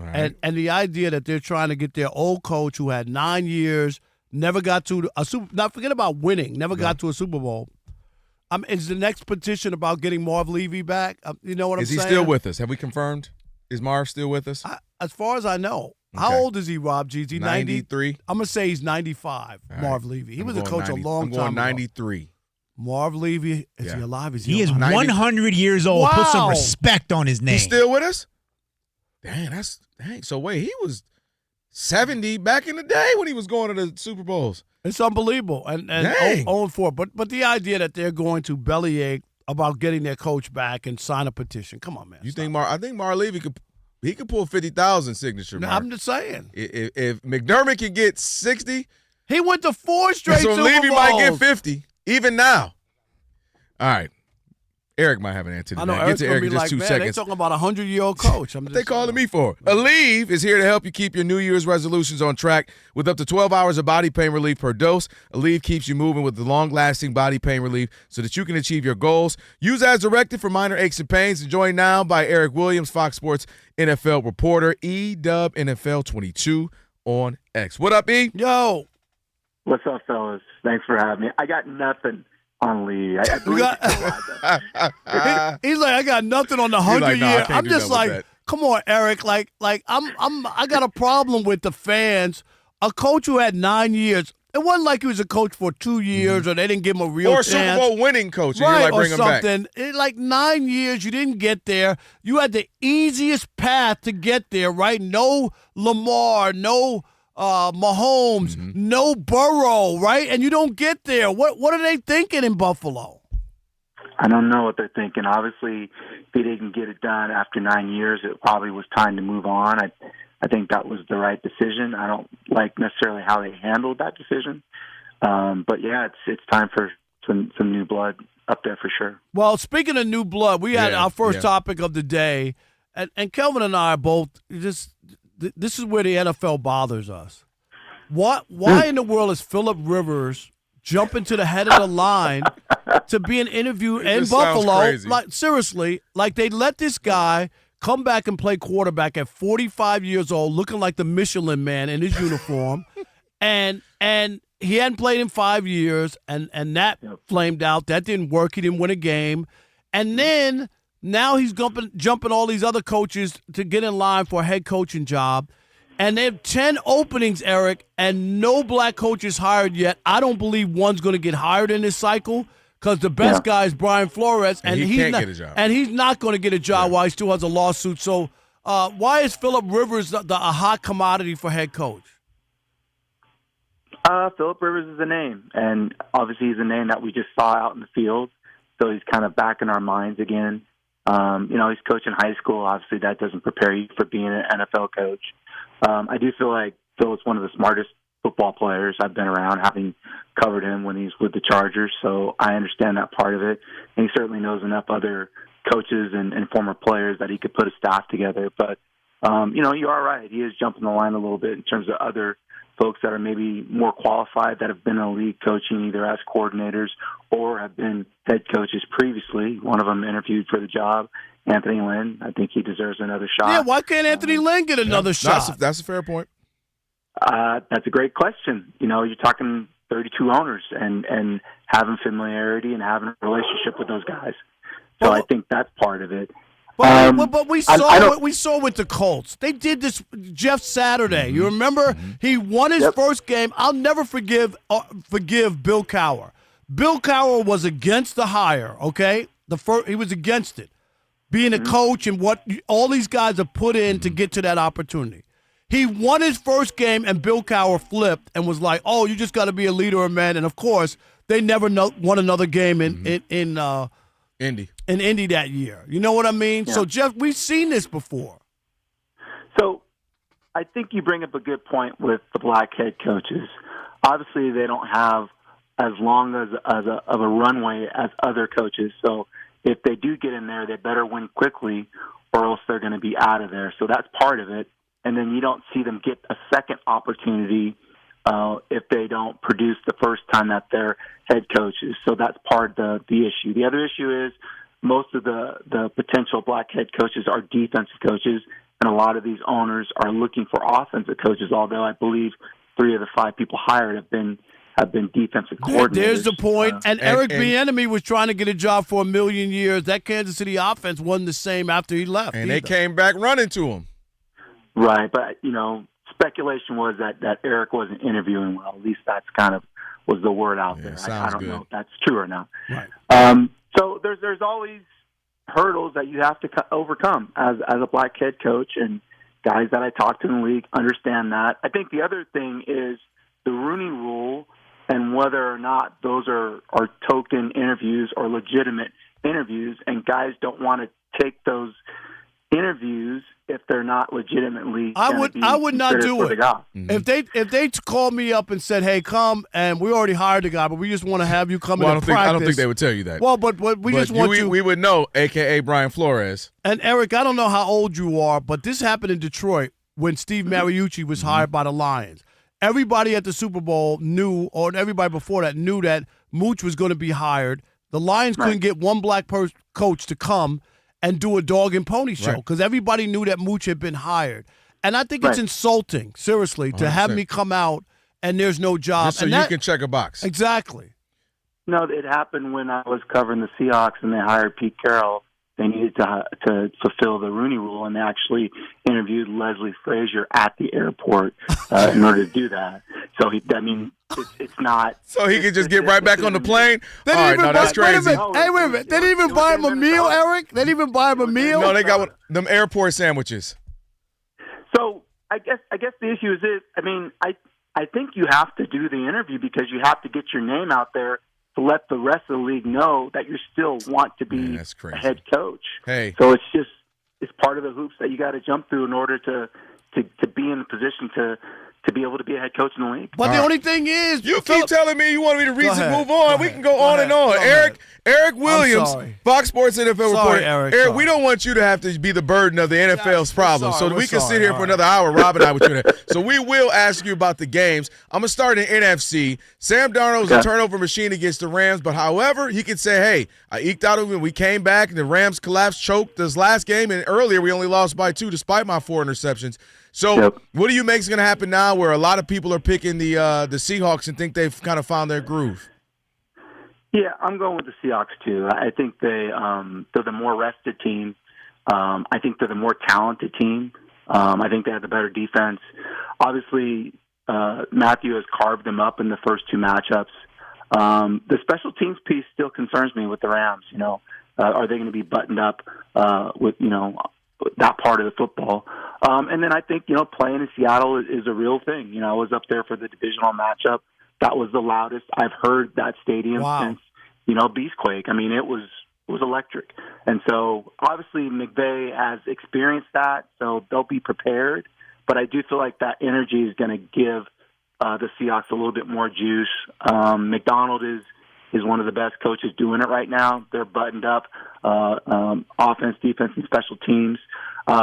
If Darnold just plays solid, he doesn't have to go play out of his mind. If he just makes a handful of plays, the defense is going to be hard to score against, in my opinion, for the Rams. And then I'm also concerned about the Rams staying healthy throughout the entirety of the game because of the road that they've had, playing 7 of their last 9 games away from SoFi. So I like the Seahawks in a close one. No doubt. And the AFC. AFC, I think the Patriots are fugazi. I'm actually going through with Denver, even with a backup quarterback, I think their defense is Super Bowl worthy. And again, Stidham doesn't have to be a star. I agree. A lot of teams have won Super Bowls with not great quarterbacks or backup quarterbacks. So I really like Denver in this game. Where are you? No, this is going to be BTM Patriots all over Denver. Did you watch the Jaguars play at Denver at the end of the season? It wasn't close. Jaguars went up and down the field against that vaunted Denver defense. I just feel like Stidham, I like him, but he hasn't played in a regular season game in over 2 years, and you expect him to come out and handle his business against one of the better defenses in the league. Drake May is playing at an MVP level. I think this is Patriots clearly.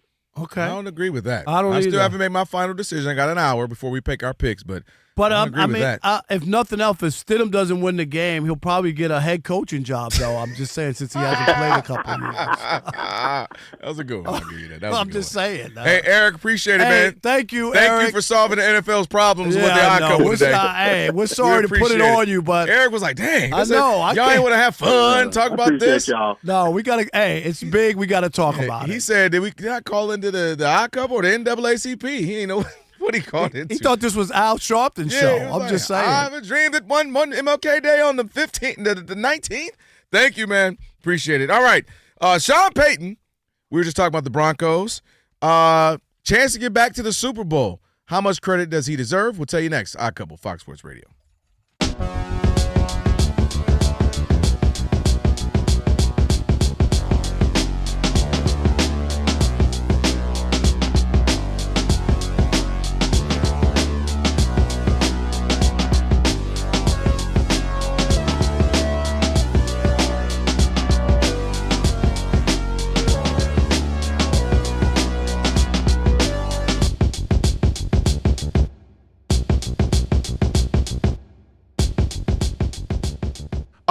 Ben Roethlisberger, he's been very vocal, obviously. It's post-career, talking a lot, doing shows, podcasts and whatnot, and he had some things to say about how to start a team. Yeah, he had something to say about the Pittsburgh Steelers. You know, they're going through it right now. They don't got a head coach. As far as we know, they've got a quarterback. And so there's a lot of conversation around them and what they should do to kind of jumpstart that organization again.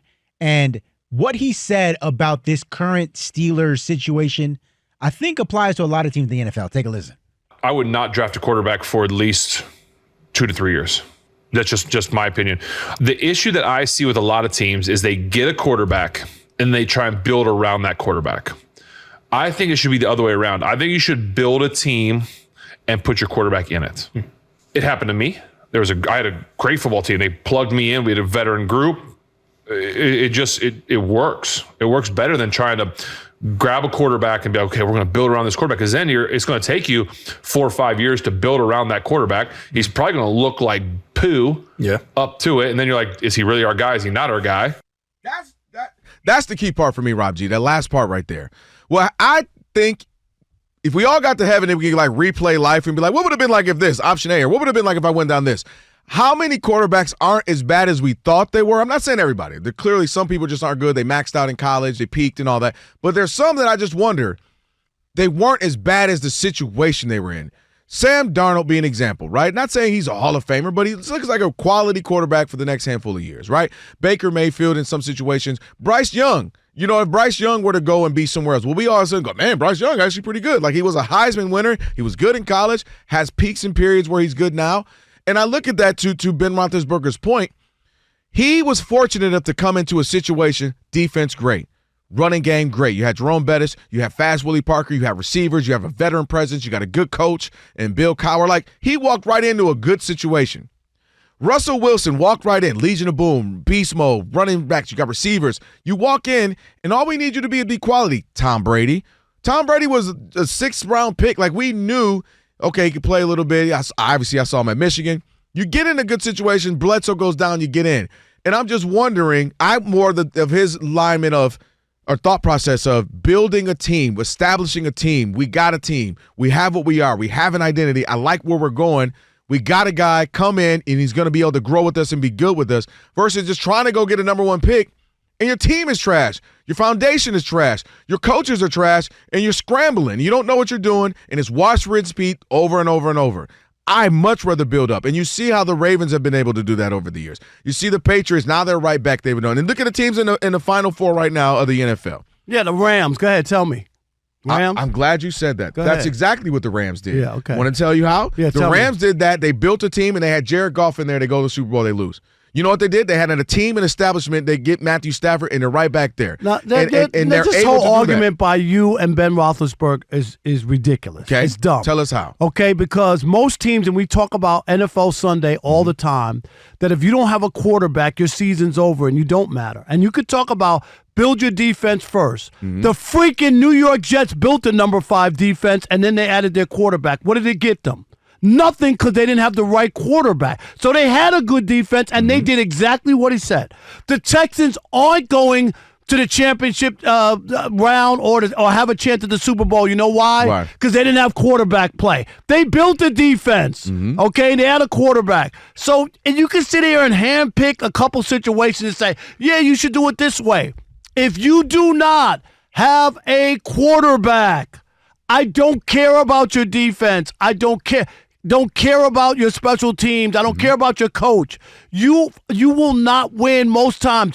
The teams that have won, and we talk about the Ravens and some of those with the all-time great defenses and a quarterback that doesn't hurt you, but not a superstar quarterback, they have won. There are different ways of building teams, but without a quarterback, Joe Burrow just showed up. He played 8 games his first year. Did anybody think that, Rob G, I'll ask you, did you think the Bengals were going to the Super Bowl when Joe Burrow showed up? Do you remember everybody told him what? Don't go there. Don't go to the Bengals. He went anyway, and guess what? He changed everything overnight, and he played 8 games his rookie year, went to the Super Bowl the next year. So I'm just telling you said it that. ain't just the one Bengals way. ain't did nothing since, and they look terrible because they don't have an established thing. Answer me the Jets. Answer me the Jets. Which Jets are you talking about? Are you The talking Jets about the Mark Sanchez Jets? What are you talking No, about? I'm talking about the Jets that built that defense when they went and who was it? Zach Wilson with Robert Sala. They had a number 5 defense. So their team was built. You knew what they were, just like you just said. They didn't do anything, is what I'm saying, because they didn't have a quarterback.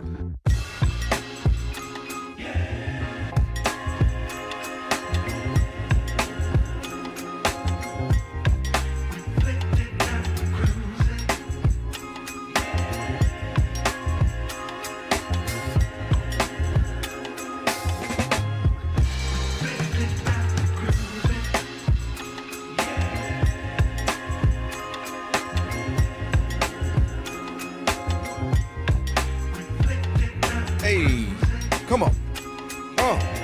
Hey, Fox Sports Radio. It's the Odd Couple. Rob and Kelvin on A. Funky Flashback Friday. Shout out to Miss Mary Mack on the ones and twos. And big shout out to Eric Williams, Fox Sports NFL reporter, joined us not too long ago. And check out the podcast. Rob G will get that up. Appreciate him joining us. Always good when we get to talk some NFL with him and made him cure the NFL's ills. I know he was like, man, I did not call in for all of that. I thought I was calling in to talk about Drake May or Sorry, Charlie. Stidham. Sometimes it's like that. Have you ever wiped with a piece of dry toilet paper and wondered, is this as good as it gets? That's what it sounded like. Well, it's not. Like sandpaper sometimes. Switch to life-changing, wet, extra-large, flushable Dude wipes because wetter just cleans better. Available at Amazon and at major retailers nationwide. Dude wipes, best clean, pants down. All right, Sean Payton is 4 quarters away, Rob, from possibly getting back to the Super Bowl. Obviously, he was there with the Saints. I thought he was an offensive coach. What you mean?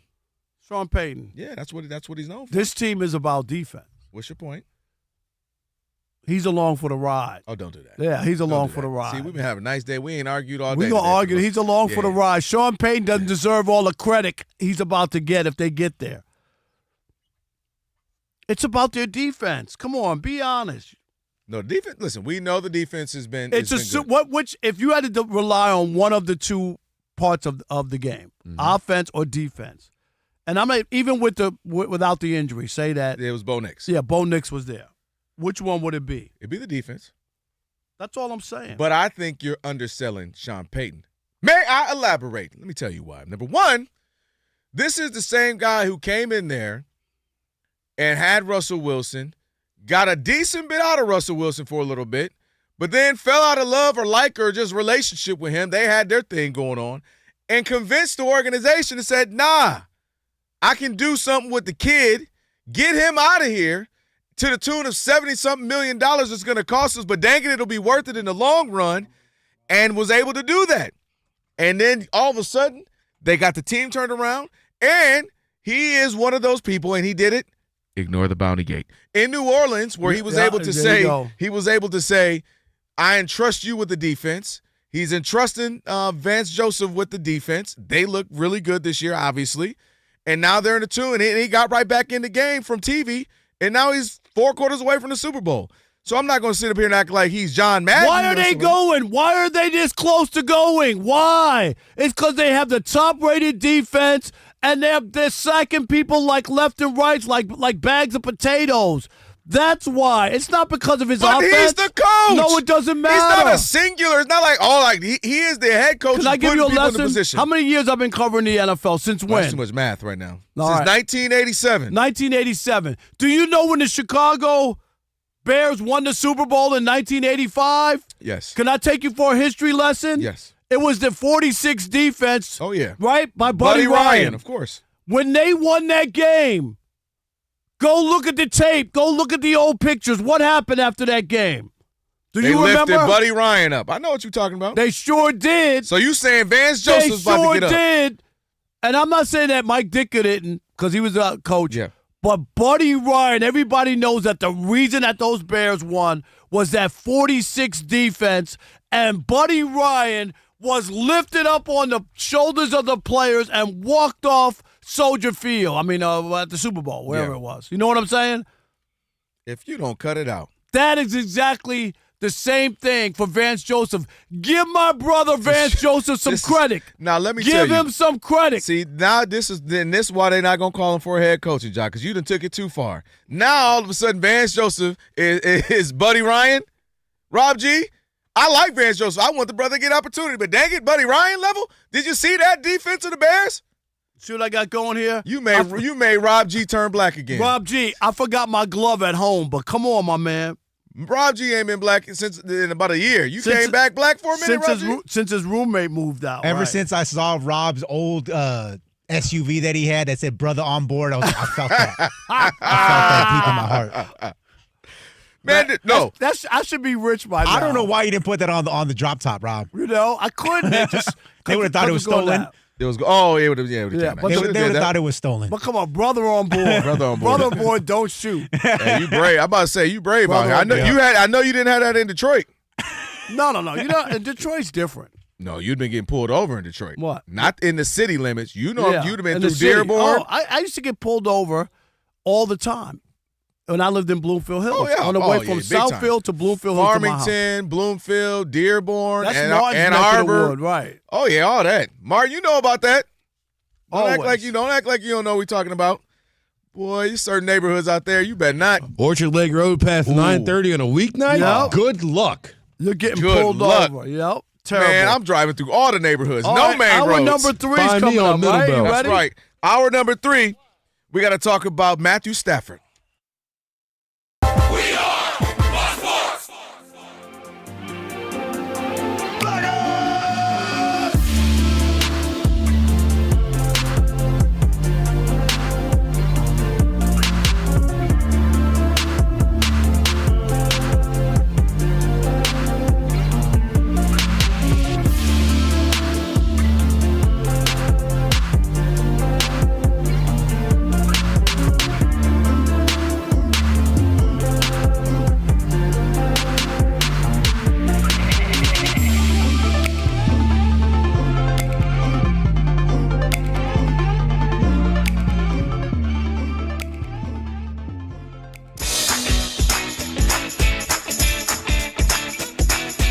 It's the Odd Couple. You know what time it is. It's your boys. Let's get it.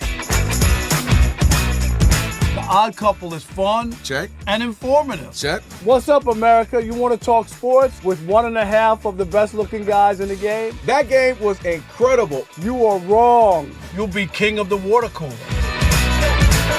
What's it like working with Rob? Rob in his mind is like Chris Rock mixed with Richard Pryor, so I'm running out of fake laughs. Ha ha, Rob. Rob is very passionate. Son, you ain't ready for this. Well, I don't have BS in my game. I'm straightforward. I'm honest. You say Brady's the greatest quarterback of all time, but Eli Manning beat him twice. And, of course, it doesn't hurt that I'm right most of the time. Kelvin is the nice guy, wants to make everybody feel warm and fuzzy. You done? Let me tell you the truth. I bring the energy, a youthful energy. Rob's not going to see this, is he? and I bring an honest opinion. Michael Jordan, I can't take it anymore. I need a break. I'm going to go play baseball. Trash Talking Tuesday is the best. It's a great opportunity for folks to call in, and they get to trash whomever. Who you trashing, Roger? I'm trashing LeBron James and Michael Jordan. Oh, okay. They can't even hold Wilt Chamberlain's shoes. Stop talking about the king like that. It's a new era. Let LeBron be the best, please. I only recognize one king in the United States, and that's Burger King. The connection with the Odd Couple audience is incredible. We really invite them in. And they can relate, whether it be things about our own personal lives or our takes on sports. Love you guys. You guys are killing it. Hey, we appreciate you. Thank you for rocking with your boys. They feel like it's just my guys, just my friends, and they join right in on the show. We talk with the listeners, not at them. Obviously, you can listen to us live, but you can still check out the podcast. You can check out our YouTube. You can check us out on social media. So in any way you want to get it, you can get it. Yes. There's some yelling. It is some hot takes. It's a whole lot of fun. I'll give you that. It is fun. I agree. Begrudgingly. The Odd Couple. Sports talk that's too good and too fun.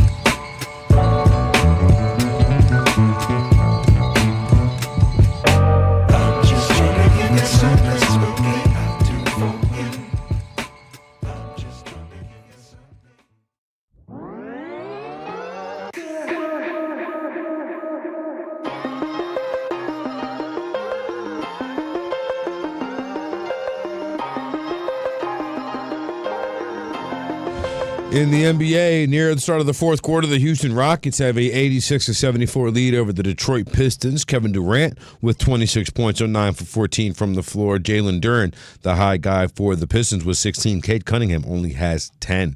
In the third quarter, the Hawks lead the Suns 75-71. Brooklyn with a 62-58 lead over Boston. Cleveland and Sacramento, the Kings with a 74-73 lead. Memphis leads New Orleans 51-50 with 4 minutes left in the second quarter. 3 minutes left in the second quarter. Indiana with a 53-64 lead over Oklahoma City. The Browns have announced a second interview for Jaguars offensive coordinator Grant Udzinski for their vacant head coaching position. Broncos running back J.K. Dobbins won't play in the AFC Championship game, and neither will linebacker Harold Landry for the New England Patriots. Both of them ruled out due to injury. I'm Martin Weiss. I've been covering this league since 1987.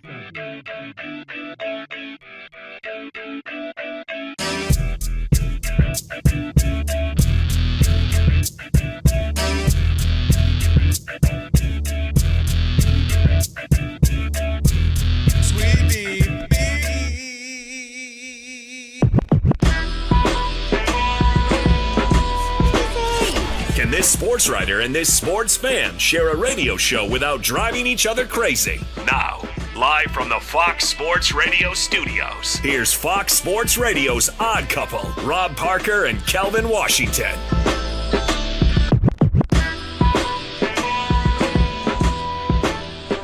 Hour number 3. It is the Odd Couple. Rob Parker, Kelvin Washington. And we tell you the Odd Couple here on Fox Sports Radio. If you missed any of today's show, you want to watch, you want to catch, I should say, the podcast, just search Odd Couple wherever you get your podcast. Right after the show, today's podcast will be posted. Be sure to follow the podcast, rated at least 5 stars, because we're worth it, and even provide a review. Again, search Odd Couple wherever you get your podcast, and you'll find today's full show and a best-of version. Don't forget Lamarr Mitchell, BetMGM Director of Trading. Man, I've been killing it on NFL picks. We got Pigskin Pickoff coming up, last call, all that, and much more. No doubt. All right, Rob G, we got to talk about something that could happen. When are they actually going to announce? Is it like the weekend of the Super Bowl? When is it? They'll announce it midweek when we're there. Oh, midweek. Remember that happened last year, and Rob had a conviction on set. Yeah. I told you that Josh Allen was going to win MVP, and you lost it. He like, I told you. I told you a million things. Right. So I'm telling you one of the 1 million things I couldn't. That day was a double take. And then Eli didn't get in the Hall of Fame. Boy, that was a great day. I went and got some of those wings from the bounty spot. She was taking all the wings up. Yo, she was bringing you. She literally would just bring you your wings. Like everybody else had to come get their wings. She would just walk straight. Here you go, sir. I know you're just going to take your wings here at the bounty counter. But yeah, we get the awards coming up, and MVP is one. Obviously, everybody's watching. Really comes down to 2 guys. I know there's 5 people, but Matthew Stafford, Drake May. To me, this could be between that award, if Matthew Stafford's to win it, which I believe he will, if he wins that, and then, Rob, if he were to win this weekend and get to the Super Bowl, I didn't even say win it, just get to the Super Bowl, between that and MVP, being a Super Bowl champion already, and obviously the numbers he's going to put up between if he were to retire this year or obviously play another year or 2, because they'll just continue to go up and he'll be top probably 5 in just about every category. This is a huge couple of weeks for Matthew Stafford between this game, finding a way to win it, and then obviously if he's announced as the MVP, which would also, and then ultimately, of course, play in the Super Bowl, let alone win it. That's a whole nother story. I think this is a career-defining, legacy-defining next 2 weeks or so for Matthew Stafford. Because obviously everybody knows the talent's there. That's not the debate. Everybody knows Matthew Stafford's been talented since he was at Georgia, since he was really playing Texas high school football. We know that.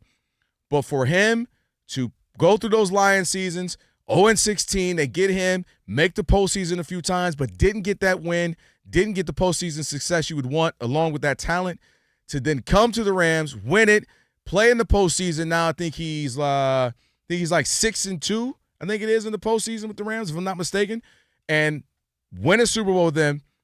If he wins an MVP and goes to the Super Bowl, to me, to have 2 Super Bowl appearances, one of them you won, and an MVP, let alone obviously if he were to win it if he goes this year, I think this is a massive couple of weeks for Matthew Stafford between, he was just really good and he had a good talented arm and that was pretty much it, and Matthew Stafford has potentially the chance to be in the Hall of Fame. Not saying first ballot, like who was that, Sean King? The other day, I think it was. I'm not saying he's guaranteed a first ballot, but this could be 2 weeks to get him in the Hall of Fame. If you want to believe in anything that's right in the world, you do not want Matthew Stafford to make it to the Super Bowl. Wait a minute. You heard what I said. Why we can't want Matthew Stafford to get to the Super Bowl? You don't. Because why? It would be this to me would be like taking down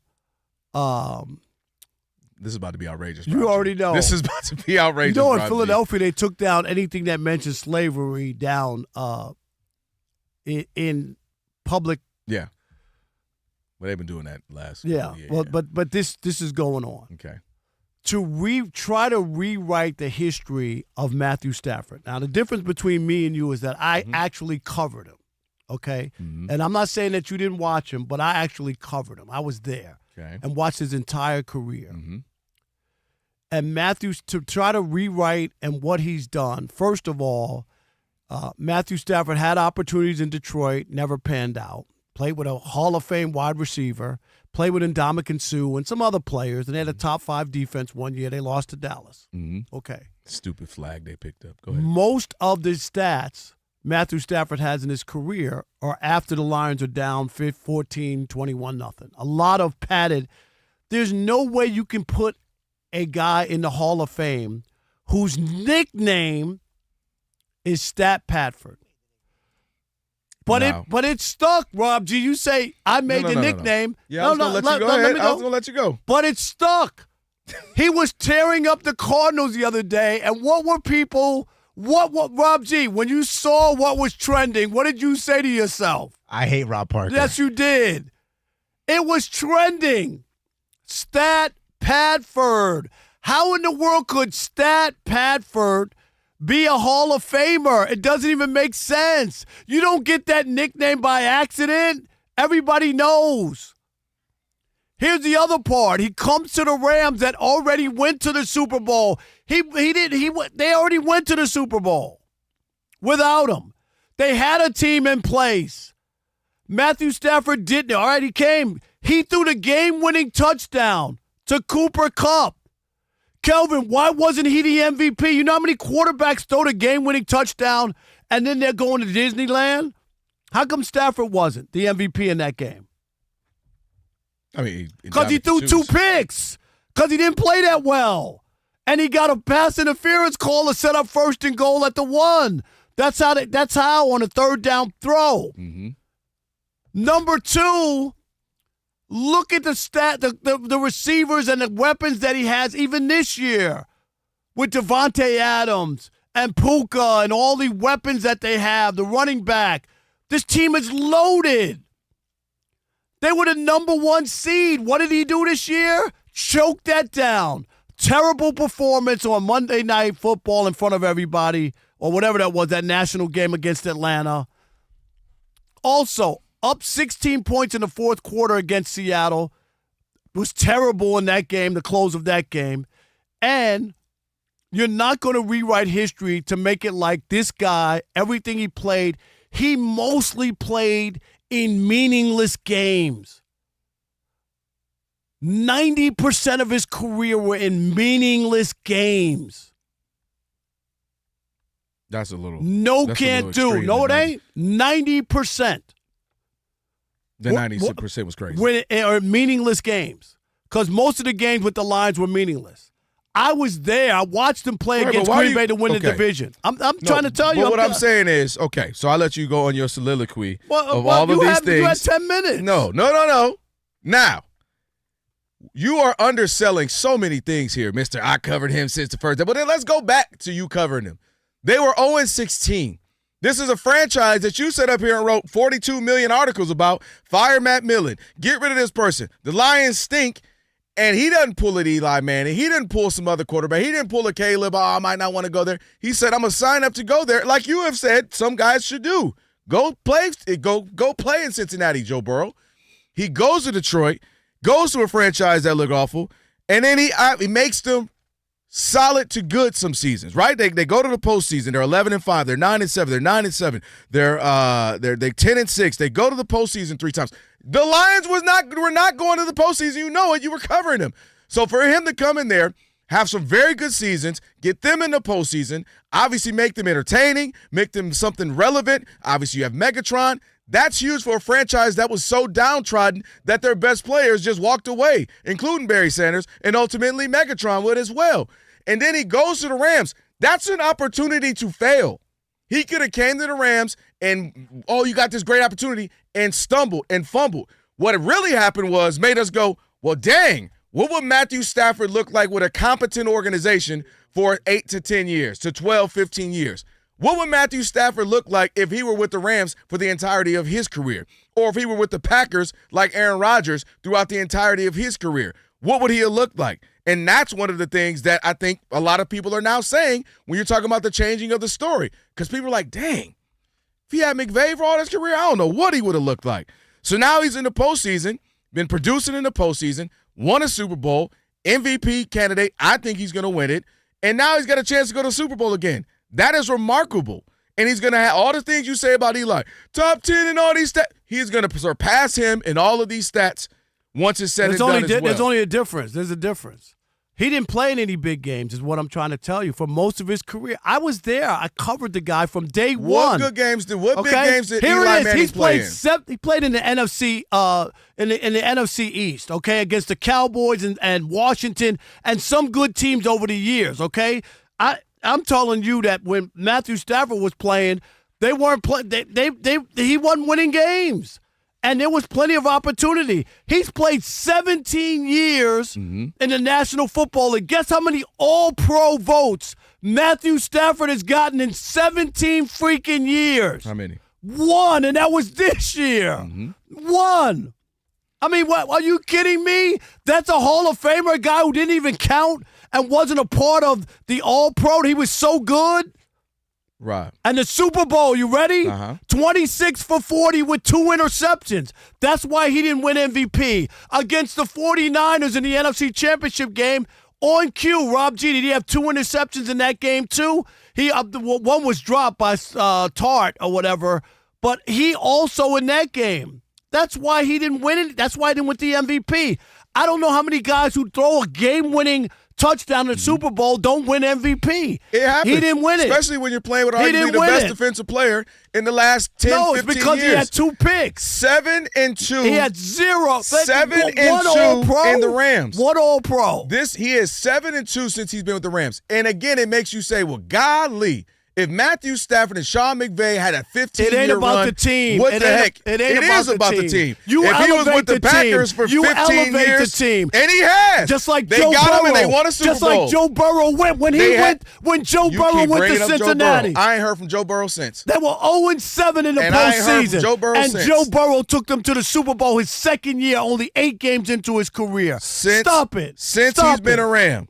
Stop it. 2 Pro Bowls, an All-Pro, a Super Bowl, probably an MVP, and a chance to go to another Super Bowl. 17 years. How many times have you been to the All-Pro Bowl? 3. 3 in 17 years? And you're saying he's a Hall of Fame quarterback? I said this Come run on, man. absolutely gives him a shot. You're trying to rewrite history. This is and ridiculous. if he goes to another Super Bowl, absolutely he's got a shot. Matthew Stafford, remember, Stat Padford. That's what You're they should the put on only his one. plaque. No, I'm not It's the going only to have to be one. Dash Rob Parker. I'm the only one. That's why it was trending on it's Twitter. funny. It was trending on Twitter it's because funny. I came up with it. funny. I'll give you credit. It's No. really funny. It's clever. What quarterback? That's his nickname. Stat Padford. Soon as he got a competent team. Stat Padford. Soon as he got No, one. that came when he's with the Rams. That should have washed it away. Why are they putting it in the Rams? If that was only during the Lions, I would buy it. He was with the Rams playing And has been the Cardinals nothing but spectacular. in a meaningless game. And has they been still, spectacular. No, and they still call him that because they And he know was what the they're doing. MVP You know leading why? candidate before that anyway. They had the number He one didn't need seed, that game. and he choked it against Atlanta, and he choked it against Seattle. 7 That's what he did. 2 in the postseason with a Super Bowl You- ring you- and a likely dude, MVP. You crazy. I'm 877-99 7-2. on Fox. You know I'm right. No. He's stumping for a guy nicknamed Stat Padford. I'm not about How to sit up. ridiculous You are you? nicknamed the man. How ridiculous. You acting like the world gave him this nickname. Rob Parker in Detroit hating on him gave him the nickname, and now I'm supposed to be like, whoa, he got a nickname. You gave it to him. They all. On On you Twitter. know what they say about they. On Twitter. You sound like you On 16. Twitter. Don't come to me about no Twitter. On Twitter. Here he is with the Rams. They were at one time the number 1 seed in the NFC, and they still call him a Stat Padford. Because Who's everybody they? knows Who is they, by the way? Everybody. Rob What do you G. mean, you people? Yeah, You you and the theys and these you people. 877-99 on Fox. I don't like this question the way you got it worded, Rob G. I'm changing it. Shut up and read a teleprompter. No. The Stat Padford. No. Don't Put your tell me what glasses to back do. on. No. Put your glasses No. back on. How do you view Matthew Stafford? Is he a future Hall of Famer or a stat patter who's trying to get his story rewritten by guys like Kelvin Washington? It was a group chat text. I see that. He didn't say all that in there. It is the Odd Couple right here on Fox Sports Radio on a Funky Flashback Friday. You got me crazy right now. Rob Parker, Kelvin Washington. Don't take your right here on off. Fox Sports Radio. Stick and stay. Unless they are making stuff go viral on Twitter in the US of A.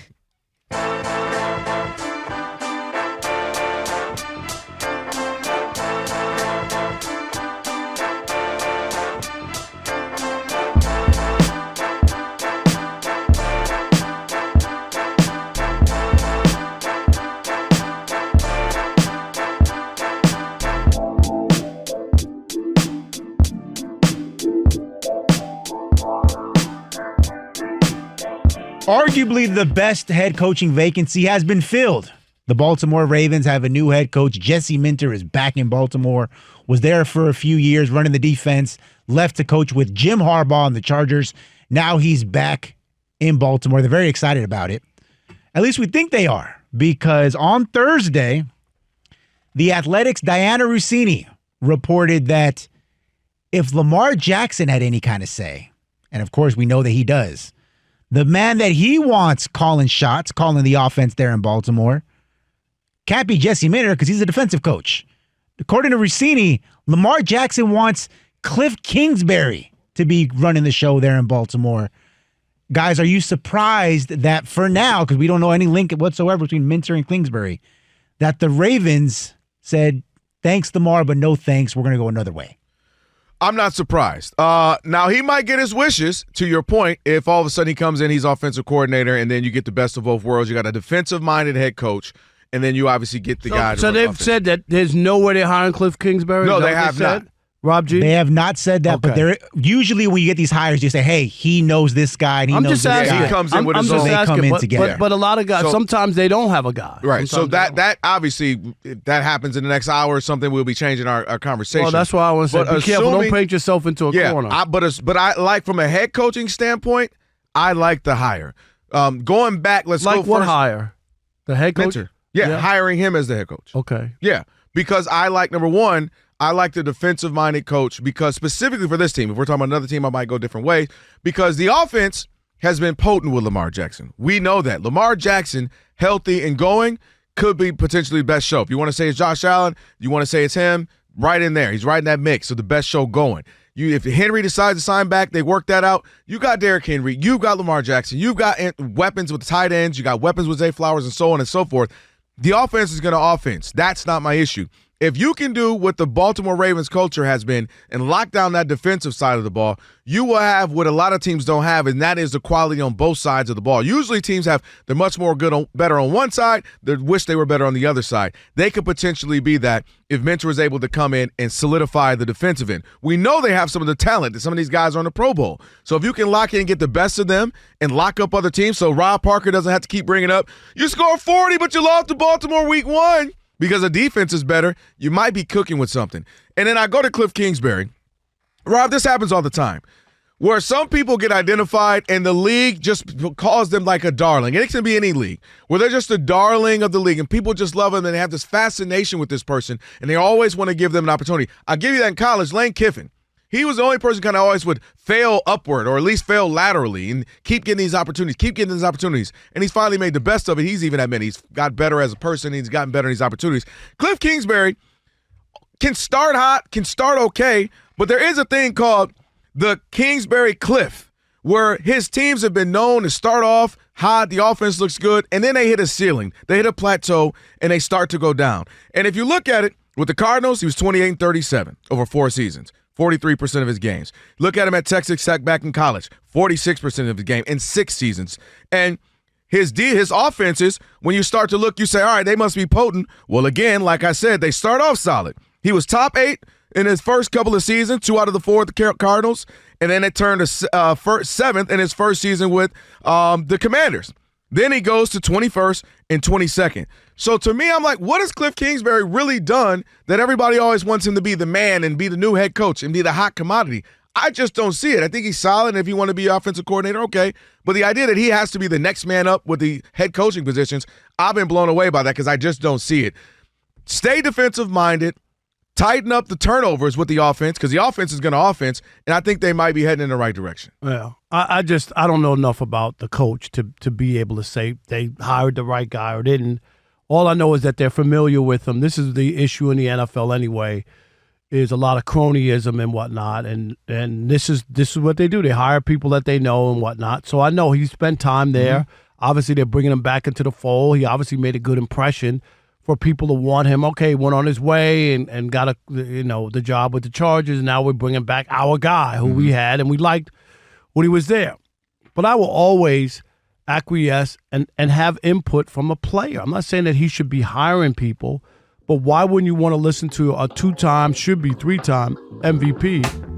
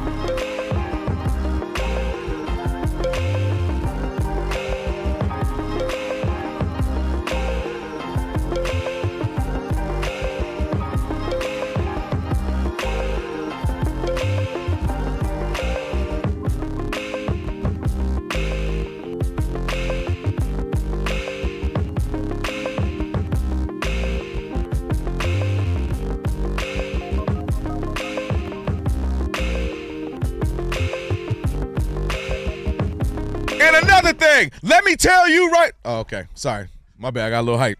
It's the Odd Couple, Rob Parker, Kelvin Washington on a Funky Flashback Friday. And we got Lamarr Mitchell coming up in about 6 minutes or so. We'll do Pigskin Pickoff at the bottom of the hour, the last bit of the show. Are you sure you want to do it? Mind your business. YouTube channel, check it out. We're on there right now, simulcasting. Make sure you hop on there, subscribe, like, share, comment, all the good stuff. We appreciate it as always. Let's go to the phone lines, Rob. 877-99 on Fox. I say this next 2 weeks is pivotal for Matt Stafford's career and legacy. You say no matter what happens, bah humbug for him. No, I'm just saying I'm not going to rewrite what I watched, which was a lot of Stafford. I get what you mean. For a guy to have the nickname Stat Pafford. Stop saying that when you gave it to him. It doesn't matter. This isn't a universal nickname. Yes, it is. It was on Twitter. Okay, so I'm going to call Patrick Mahomes the GOAT, and then now everybody's going to call him the GOAT because I said it. Lawrence in Ohio, you're on the Odd Couple Fox Sports Radio. What's up, Lawrence? Hey, how you guys doing this evening? What's up, Lawrence? Not too much. Hey, Rob, I'm from Cincinnati. We spoke before a couple weeks ago. Man, look, I ain't got no love for Matthew Stafford, okay, because he took a Super Bowl from our Cincinnati Bengals. You know, so I ain't got no love for him. But here's what I'm going to say about Matthew Stafford. He's definitely in the Hall of Fame, despite what happens this postseason. He played, but you got to look at his stats. Like, dude, I don't think you really looked at. I'm gonna be honest. There's no way you really looked at how hard it is to get into the for a quarterback, because there's quarterbacks with two Super Bowls and they're not in the Hall of Fame. And you're telling me that if Matthew Stafford throws 3 picks on Sunday and they don't get into the Super Bowl, he's automatically in the Hall of Fame? I think you're crazy. I think you're crazy. Well, that's cool, Robert. I think you're crazy too at times. Sometimes you're cool. I don't have to. It's fine. I'm just telling you, for you to think that he's that made of a man when his nickname is Stat Pafford is ridiculous. You got one more time. I'm going to jump over this table. You say his nickname. Rob Parker love that. Look, he's played every single game in regular seasons at least 11 to 12 times. What? Okay. Do you remember he was a China doll when he first started his career in Detroit? I was there. I watched him. Yeah, Go second look. season. I think I was up there, too, watching from East Lansing. I mean, I couldn't watch my Bengals. I had to watch local TV, All right. so I had to watch Detroit. All right. And He in the league 17 years, 1 All-Pro vote, and three Pro Bowls, and 1 was as a reserve. So 2 times he was picked to go into the Pro Bowl. All I know, he's 7-2 when he got with a real team. No. 7-2. He's in the 7-6 in the playoffs. 7-2. That's fine. That's Derek, fine. That's in better San than most Jose, quarterbacks. You're on the Odd Couple Fox Sports Radio. What's up? What's up, guys? I clicked on late. I heard that crazy rant you were doing, Rob. I've been listening for a while, and Eli Manning is a finalist for the 2026 Hall of Fame. You're telling me that Matthew Stafford doesn't measure up No. to Eli Manning? Did Matthew Stafford win the MVP when the Rams won the Super Bowl? What does that have to do? Yeah, What do you mean? What do you mean? What do you mean? He won twice. So John Elway in the Hall of Fame, he didn't win one. He beat Tom Brady twice. He beat Tom Brady twice. More than Super Bowls? MVPs mean more than Super Bowls? No, because there's plenty of about? people who have Super Bowl MVPs who are not in the Hall of Fame. He's MVP and he won 2 Super Bowls. What are you talking about? You're telling me that if Matthew Stafford throws 3 interceptions on Sunday, he's going to the Hall of Fame? He chucked it up. I'm asking you. I'm asking you. Rob, you know there's not a single person on the planet Earth, aside from the Manning family and you, who thinks that Eli Manning is a better quarterback than Matthew Stafford. Cody in Boise, you're on the Odd Couple Fox Sports Radio. What's up, Cody? Hey, what's up? How are you? I'm good. I got a question for you then. So Matthew Stafford was a Lion for a long time. But what kind of team did he have behind him? I don't know. What team did Joe Burrow have when he went to Cincinnati, Cody? Tell me. Tell me, Cody. Tell me. Let me finish. All right. So with Stafford and you calling him Stat Pafford or whatever you're calling him? No. That's what Twitter calls him. Everybody calls him. Jumping over this. No, nobody called him that but you. I'm sick of it. Anyway, what I'm trying to get to is, what are you going to call Darnold when he started with the Jets? Are you going to say Darnold is now going to be not Stat Pafford because he's winning Super Bowl when he goes in another 5-6 years down the road? You're going to do the same thing to Darnold like you're doing to Stafford? You're trashing him right now, man. I'm just telling you, I watched this guy's whole career. Most of his stats came in games that did not matter. Most of his stats came in blowouts. His stats are padded. That's why people call him that in Detroit. You got one more time. Nobody calls him that but you. MJ in New Orleans, you're on the Odd Couple Fox Sports Radio. What's up, MJ? People. What's going on, man? Peace to the red beans and rice brothers with chicken andouille sausage and smoked turkey legs. Oh, man, yeah. What they do? Man, that sounds so good. FedEx, send that. Hey, Rob, I see you still throwing stones at the Lions ex-QB, but did Eli Manning win the regular season MVP? No. Stafford has more yardage. He has less interceptions. It doesn't matter because he didn't play in any meaningful games, MJ. Eli Manning never played in meaningful games. How come Stafford didn't win the MVP? How come he wasn't the MVP in the Super Bowl? Tell me, MJ. He has a chance to do that. No, don't tell me about what you hope. I'm asking you about what he's accomplished. MJ, stop hoping and wishing and dreaming. I'm talking about now. And if Matthew Stafford throws 3 picks and they lose on Sunday, his nickname will be Mud, and he will not be going to the Hall of Fame. I'm telling you. He's going to the Hall of Fame. He will not be going to the Hall of Fame. If Eli Manning gets in, he gets in. Because there's not a single person on earth who thinks Eli Manning is a better quarterback. He beat Tom Brady twice. He beat the undefeated Patriots. And the best part about this is you trying to make me laugh as if Eli Manning played in any meaningful games outside from 2. He did. He played in meaningful games. Please, Stafford, 2 Super Bowls. Stafford played in none. The first 10 years of his career. There was nothing relevant about Eli Manning. All of the stats. 2 I games. was there. You know, he was a guy on television with his Lions 2 jersey games. on. I was actually in the press box and watched That's what all makes of this more Stafford's astonishing games. No, is that you see him say that. I watched him. Then you see what he did with the little and bit I'm that he telling was you, given. please. Watch this. Give me another receiver he had. Go. Please.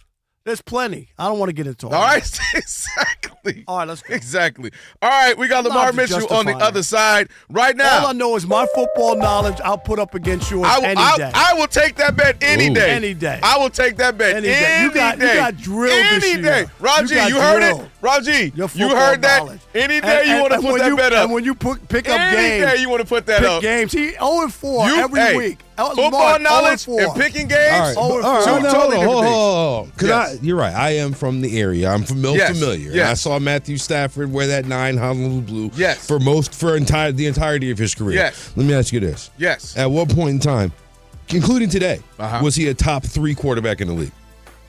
He's not a top 3 quarterback in the league right now. Okay, so today. Yeah. So, like, at what point in time, since 2009, was Matthew Stafford a top 3 quarterback in the league? 2025. When did it start, though? Because it wasn't when he was in Detroit. Thank you. Right. He was never. That was exactly my point. Is that he was producing as best as he could in Detroit. No. The minute he got on a quality team, we've seen that the production 7-2 in the postseason, all pros, MVP, he had his likely in a Super Bowl and possibly 2 Super Bowls. That's number 1. Number 2, nobody said the game. Right. Nobody has said that he was. The guys like Tom Brady or Payton, who during that era, Drew Brees. Look what how I'm defensive saying he's getting. If the I'm actually answering this question. The qualifications that he always puts up for Eli, where is the justification for that when you're talking about Matthew Stafford? Because at no point did anyone ever game plan for Eli Manning. So I full disclosure, I don't think Eli Manning's a Hall of Fame either. Right. However, in 2011, 2012, and 2015, when he was voted to the Pro Bowl, Matthew Stafford was eligible. Right? Like you know what I'm saying? He was eligible. Thank and you. they didn't vote for him. Thank right? you. Because they thought Eli had a better year. Yes. Neither one of these guys, in my view, are Hall of Famers. And that's why I'm not even mad because I told you he's not a first ballot. But there that's you why are. I said that. He's got 3 Pro Bowls in 17 years and 1 All-Pro vote. That's why I said this week, Martin, it's huge for him because if he gets an MVP, he goes to another Super Bowl, wins it. 2 Super Bowls and MVP. He's going to have all the. He always talks about. If he throws Eli's in the top 10 in numbers. If he throws 3 interceptions and they lose on Sunday, he going to the Hall of Fame. If he throws 6 touchdowns, is he going to the Hall of Fame? I'm asking Martin one question. If he throws 3 picks and they lose on Sunday, he going to the Hall of Fame? He's not going to the Hall of Fame. He throws 3 touchdowns. He hasn't won at all. He would have to win Super Bowl MVP. Last thing I'll say is this: it's not his fault. Potentially that Aaron Rodgers was in the division, but I watched that team not make the playoffs year after year after year after year after year. Like, I'm sorry. Let me ask you the last question. All right, we got to go. You put him on with Aaron Rodgers' team his whole career. Different outcome of his career? Pro sports, short got short menu, wins and losses. I'm sorry. It's not the way it works. That's how it works. You can switch them in. Exactly. And by the way, I'm okay if he doesn't make the argument. Hall of Fame, by the way. It's a lame argument. I'm actually okay if All he right, we doesn't. got to let him do his update. We got. Here, Rob, I got you. I'll just do NBA scores so you can get to Lamar Mitchell. 4 minutes left in the fourth quarter. The Suns lead the Hawks 103-102. 6:45 left in the fourth. Brooklyn and Boston, and that's what they won 91-90 lead over the Celtics. 106-97, the Cavaliers over the Kings with 9:30 left in the fourth quarter. Both of these games now in the third quarter. Memphis has an 8-point lead on New Orleans, 80-72 with 7:30 left there. And Indiana has been leading this thing pretty much coast to coast. 73-69, though, the Thunder coming back with 5 minutes and 30 seconds left in the third quarter. Fellas, back Martin, to you. Appreciate you, man. Have a great night. It's the Odd Couple on, of course, a Funky Flashback It's always Friday. good to talk to somebody who's actually covered the games and saw Matthew Stafford in person. Yeah, so he did something I didn't do. For over 40 years, Tire Rack has been helping customers find the right tires for how, for what, and for where they drive. Ship fast and free, backed by free road hazard protection with convenient installation options like mobile tire installation. TireRack.com, the way tire buying should be. Sometimes when you're watching the game at home on television, it's just different. It looks different. Man, you got Eli in the Hall of Fame. So I don't know what we're talking about because I don't know a single person who thinks he's better than him. Let's get to Lamarr Mitchell. Of course, Lamarr, BetMGM Director of Trading. We do it every Friday with him. Lamarr, what's going on, man? Hey, what's up, Kelvin? What's up, Rob? How you guys doing tonight? It's all right. We're just fighting. Yeah, we're just fighting. It's all good. What's new? What's new? We were good. It was a kumbaya moment. You should have seen it start the show. All right, Lamarr, let's get to it, man. We won't waste too much time on you on this Friday. Hopefully everything's been good with you and yours. Hey, Lamarr, just for the record, I was 4-0 last week. Kelvin was 0-4. Just want you to know that. Wow. Wow. Can you imagine Kelvin, Kelvin went 0-4. I did. And he picked 4 road teams to win a playoff game. 4 road teams. To be fair, Lamar, I was trying a couple of them. I was just trying to get a couple wins. All right. I was just trying to get a couple wins. Right, trying to get some of that back. Yeah, Wow. I'm trying to lose at the end of the season by like 4 or 5, so it won't be too bad. You had the teams that lost the turnover battle then, right? Oh, yeah. Well, and that's what he talked about CJ Stroud. My gosh, what the heck? Let's get into it. The Patriots are currently holding pretty strong right now. Lamar, 4.5-point road favorites in Denver. 2-part question for you first. What do you think the spread would have looked like if Bo Nix never got hurt and he was healthy? And second is, anybody crazy enough to bet on the Broncos, their quarterback who hasn't attempted a pass in 2 years? You know, that's a good question, Kelvin. I think if he had not been hurt, I think it probably comes Broncos 2.5, maybe 3. But obviously he did get hurt, and it was unbelievable. We were talking about that here in the office once we heard about it on social media. We just couldn't believe what happened. What it looks like, though, the money is coming in on the Broncos. Money's about 3-1 in favor of the Broncos.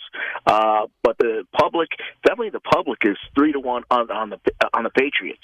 So Patriots are still getting the ticket count is 3-1 in favor of the Patriots, but the big money is coming on the Broncos and the Sharps. We opened that number 5.5. They immediately took the Broncos at 5.5 and went down to 5, which is where we're at right now. They took that and we got down to 4.5, and then they laid the Patriots minus 4.5, and we're back up to 5 right now. So yeah, believe it or not, people are betting against on Jarrett Stidham with his not having thrown a pass in 2 years. Yeah, because of that defense. That defense is what they believe is going to be the difference there, don't you think? Absolutely.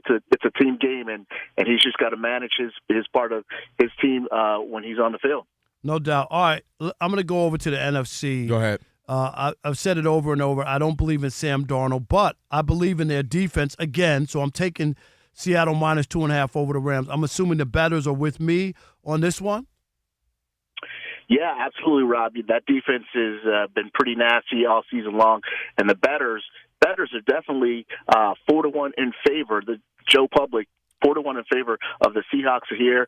The big money, though, has come in on the Rams at a 3-1 clip, and the Sharps have been back and forth in this game, just like the other game. Initially, we opened up 2.5, went to 3, and the Sharps took to 3, and now we're back at 2.5. So a little bit of just trying to get that right number, but you're right. It's going to be a battle of the defenses here in this game. Yep. Hey, we'll stay in that same game. Let's go. I read earlier that over 70% of the bets are the Seahawks at 2.5-point favorites, but the overall handle right now is about 50-50. So just in your opinion, Lamar, what does it mean when the action is split like that? Is it as simple as the pros and Joes are on different sides? What's that mean? Oh yeah, absolutely. It's really what happens is you get the big money that comes in. Like I said, right now the big money is definitely coming in on the Rams right now, and the Joes, and a lot of the big money can sometimes be the Joes, but the big 6-figure money is coming in on the Rams, and it's great when we get obviously 50-50. Rob knows this from his gambling days all the time. It's what we look for. That's what you live for. That's what you want. Yeah, Absolutely. right down the middle. Absolutely. You're going to win either way. All right, one last one, Lamar, from me. I'm looking at the board, and it looks like the bettors are hammering the under. It opened at 47.5. Now it's down to 46.5. Do you expect the line to drop any further? And where are the sharps on that total? Yeah, absolutely. We did open 47.5, and like you said, they just been pounding this total under. The Sharps have pounded it under. We got as low as 46, and we're back up to 46.5. But the public, this is where the public comes in. Public money doesn't look at the weather in that regard. Some do, but the big public money is all on the over, and you have about a 2-1 clip on the money on the over. But it looks like the Sharps are definitely on the under in this game. They've been pounding it under since we first opened the game. All right, Lamar, we'll get you out of here on this one. We mentioned that last week the Seahawks entered the playoffs as the betting favorites to win the Super Bowl, but almost nobody on a national level is actually picking them to win it. Did you see that play out at the betting windows as well? And if so, are folks betting on them now that they're just one win away? No, I think I don't know if you guys remember this, but early in the season we had a client come up and bet $50,000 on the Seahawks to win the NFC and $50,000 on the Seahawks to win the Super Bowl. The Pro Football Championship. So we definitely have seen Seattle money all year long, and that defense has been backed up by the public betting them. So yeah, that's the reason why they're the favorite. And like I said, the big money came in early at 28-1, and also at 60-1. So we've seen this Seahawks team. We've seen them be bet by the public all year long. So the public's definitely been backing them. So we'll see what happens here. No doubt. We will see. Hey, we appreciate you as always, Lamarr. Thank you so much, brother. Hey, Lamarr, real quick, we got some breaking news. Georgia lawmakers have introduced a bill to make lemon pepper the state's official chicken wing flavor. We'll take that, right? They did. Lemon pepper. Oh, absolutely. I know you like those lemon pepper wings. No doubt. I don't know if he likes the wings or if he likes the location where he gets the wings. Or Magic City, yeah, right? I think that might be more. Hey, Lamarr. Don't get me in trouble, Rob. I know. I'm not going to do that. All good, my man. We appreciate you as so always. much. Thank you, buddy. Hey, thanks for having me, fellas. You guys have a good weekend and good luck. I saw that earlier. Yeah. What would be the flavor of, I don't know, California? What you think? Michigan? What you think? Is everybody lemon pepper? Is that like kind of the universal? Parmesan garlic are favorites too. Jam. That's your jam. That I love. Those are the two, because the wet ones would be Parmesan garlic, and the dry ones would be lemon pepper. Does Buffalo, but just regular Buffalo mild, does that have a say in this? Like that be the flavor? Y'all know I'm Louisiana rub. I need something, a little kick to mine. Yeah, I need a little. The other wings are the Buffalo are okay, but I'd rather do that. Yeah. And I'll take some plain fried wings. Breaded sometimes, just plain. Oh, but like your mama wing? Yeah, like those are undefeated. All right, last call on the way, 877-99 on Fox Plus, NFL Pigskin. We'll do that next. It's the Odd Couple on a Fox Sports Radio Funky Flashback Friday.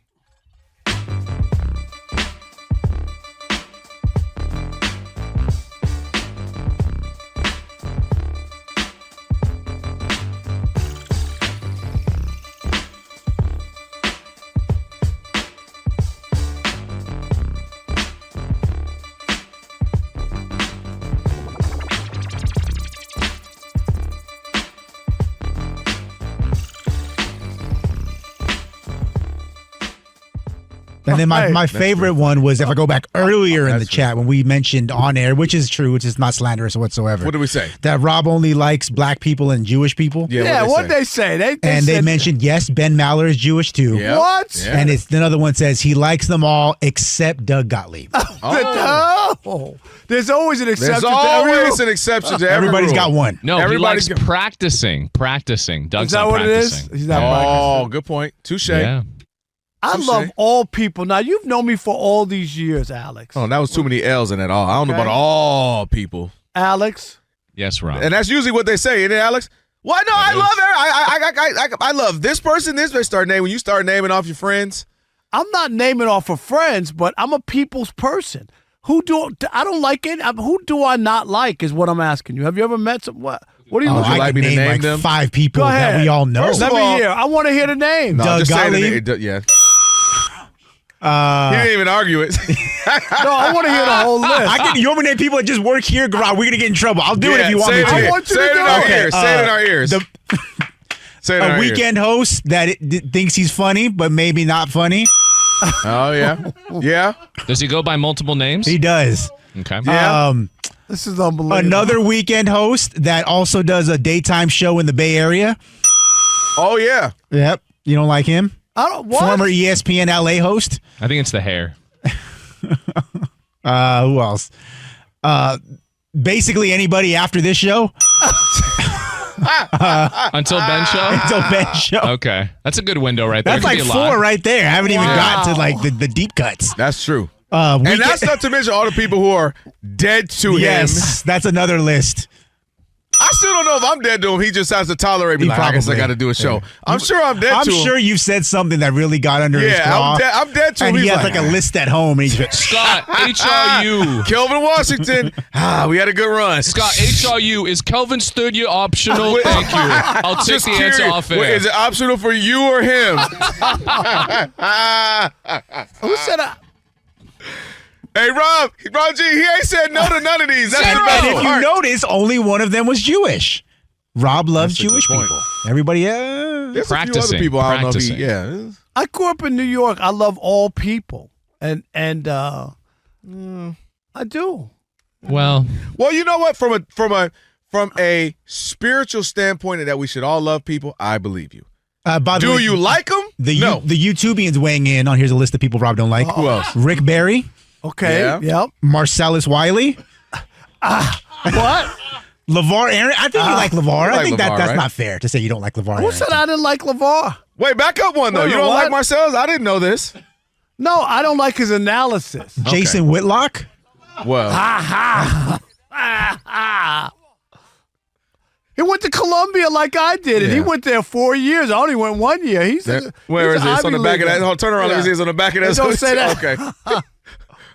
Who else? When they Rob's play- gonna get it listed like it's the all league stuff for Varsity Jack. It's gonna be every college you Columbia, went to. this one, Right. USC. I'm just having fun with y'all because I love everybody at the Yeah, station. right. Odd all the Mob, if people you I think work of with. more people Rob doesn't like, please put it in the chat. We'll Matthew read it later in Stafford. the show. Matthew, you don't like Matthew Stafford? What I Rob like- Marinelli. Don't like him? Tom Izzo. Tom Brady. Tom Brady. Oh God. Who else? We on LeBron fire James. right now. LeBron James. Bronny James. Shohei Ohtani. We on fire. Yeah, Bill we- Belichick. All of them. We don't have enough time to list Yeah, everybody. we do on we? fire right now.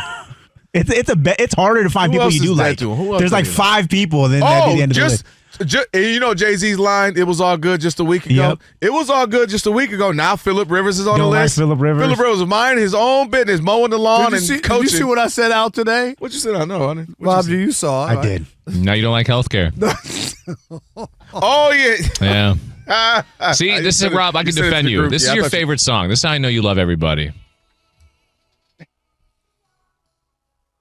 Rob Yeah, loves this right. one. We are the chill. By the way, the good Tell him, Rob. documentary about it. If you, the We Are the World doc was lit.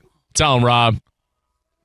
Absolutely. You Yes, guys sir. are mad that I'm trying to unite people and I can move within all kinds of circles. You know, I could go in the Hispanic circle. Oh, they definitely I could kick go you in out. Mexican. I could go into the kosher circle, you know. Yeah, I'll give you that one. I can hang out with the bros. Yo, what up, bro? We know that because one thing Rob gonna do, he gonna bro everything. You go MLB, bro. You go Fox, bro. You go haircut, bro. Barbershop, bro. Don't forget you did the voice work for. They wasn't supposed to tell people that. Oh, now it makes sense. Rob, see that man called me. I ain't hear from him in 10 years. That man ain't called me in 10 years. Hey, what's up? Hey, how you doing? Hey, I need you to. HRU. Hey, HRU. I was like, oh, man, Rob, do you think he texted the wrong person? What's up? Hey, man, you have such a wonderful velvety voice. Can you voice this for me? All right, can I say what it was? Yeah, you can say it. Okay. Fox Bro, because you need to know when you need to get your Fox hits for the brothers, not the others.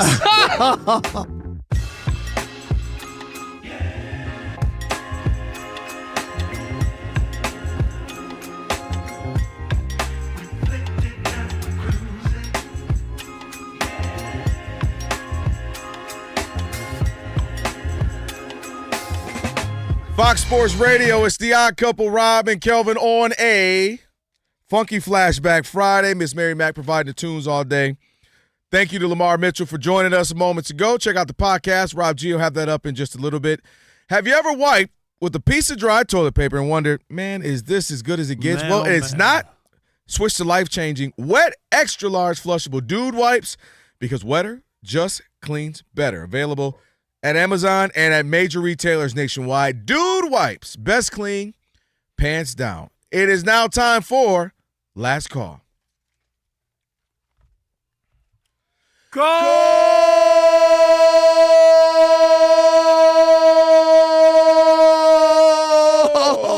Go! Last call. Who we got? Sean in Sacramento. You are the last call. And father. Rob, Definitely the father. Brother Cuzzo, Kelby, my brother's behind the board. What up, Mary? What up, Martin Weiss? What's up, brother? Hold on, Martin Weiss is here. Buying it. I'm not buying it. I don't believe it. I need He to see the still says picture. he says you're not blind, that you're That not you are black. Filipino, right?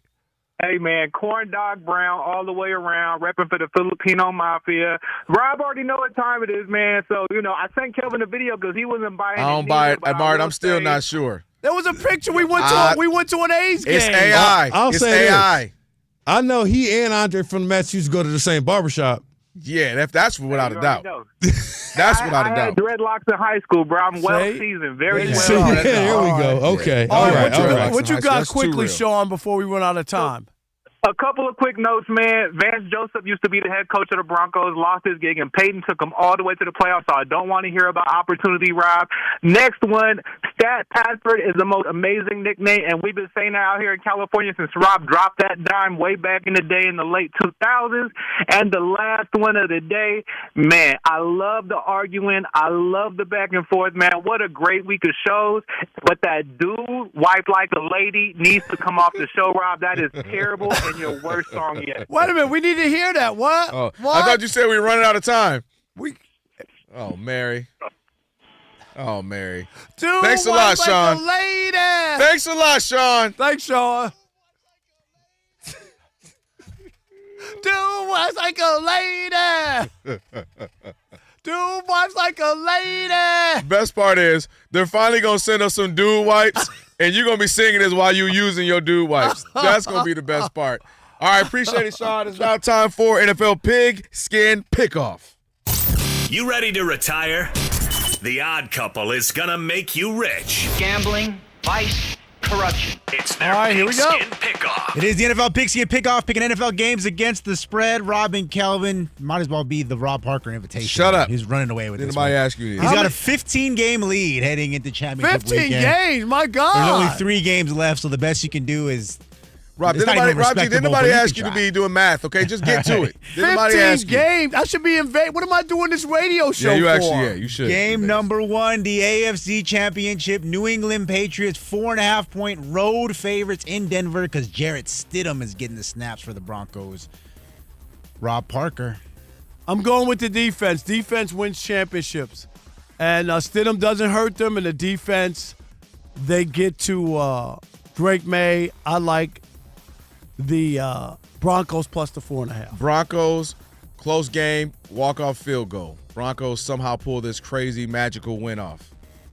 So you're taking the points and the outright. Yeah, well, yeah, I mean points, but I think they can pull it off. Okay. Yeah. All right. Game number 2, NFC Championship. Matthew Stafford and the Los Angeles Rams in Seattle to take on Sam Darnold, Rob's favorite quarterback. You got to pick Sam Darnold or Matthew Stafford. 2.5-point home favorites. Dub, who you taking? It's going to be a good one, but I think the Rams, how they force so many turnovers from Sam Darnold, happens again, and they win a close one. Give me the Rams. You know I'm not picking the Rams. I know, but then you got Sam Darnold and Matthew. No, again, defense wins, and we've seen how good that defense Both is. quarterbacks are bad, and they will get to. In this case, 2 bad quarterbacks in that game, and 1 great defense. What if Sam Darnold throws like 5 touchdowns, defense less 35 points? I'm still going with their defense. I think they get to Stafford. There you go. You know what I needed? I needed dude wipes this season for my picks to wipe them joints up. Enjoy the weekend.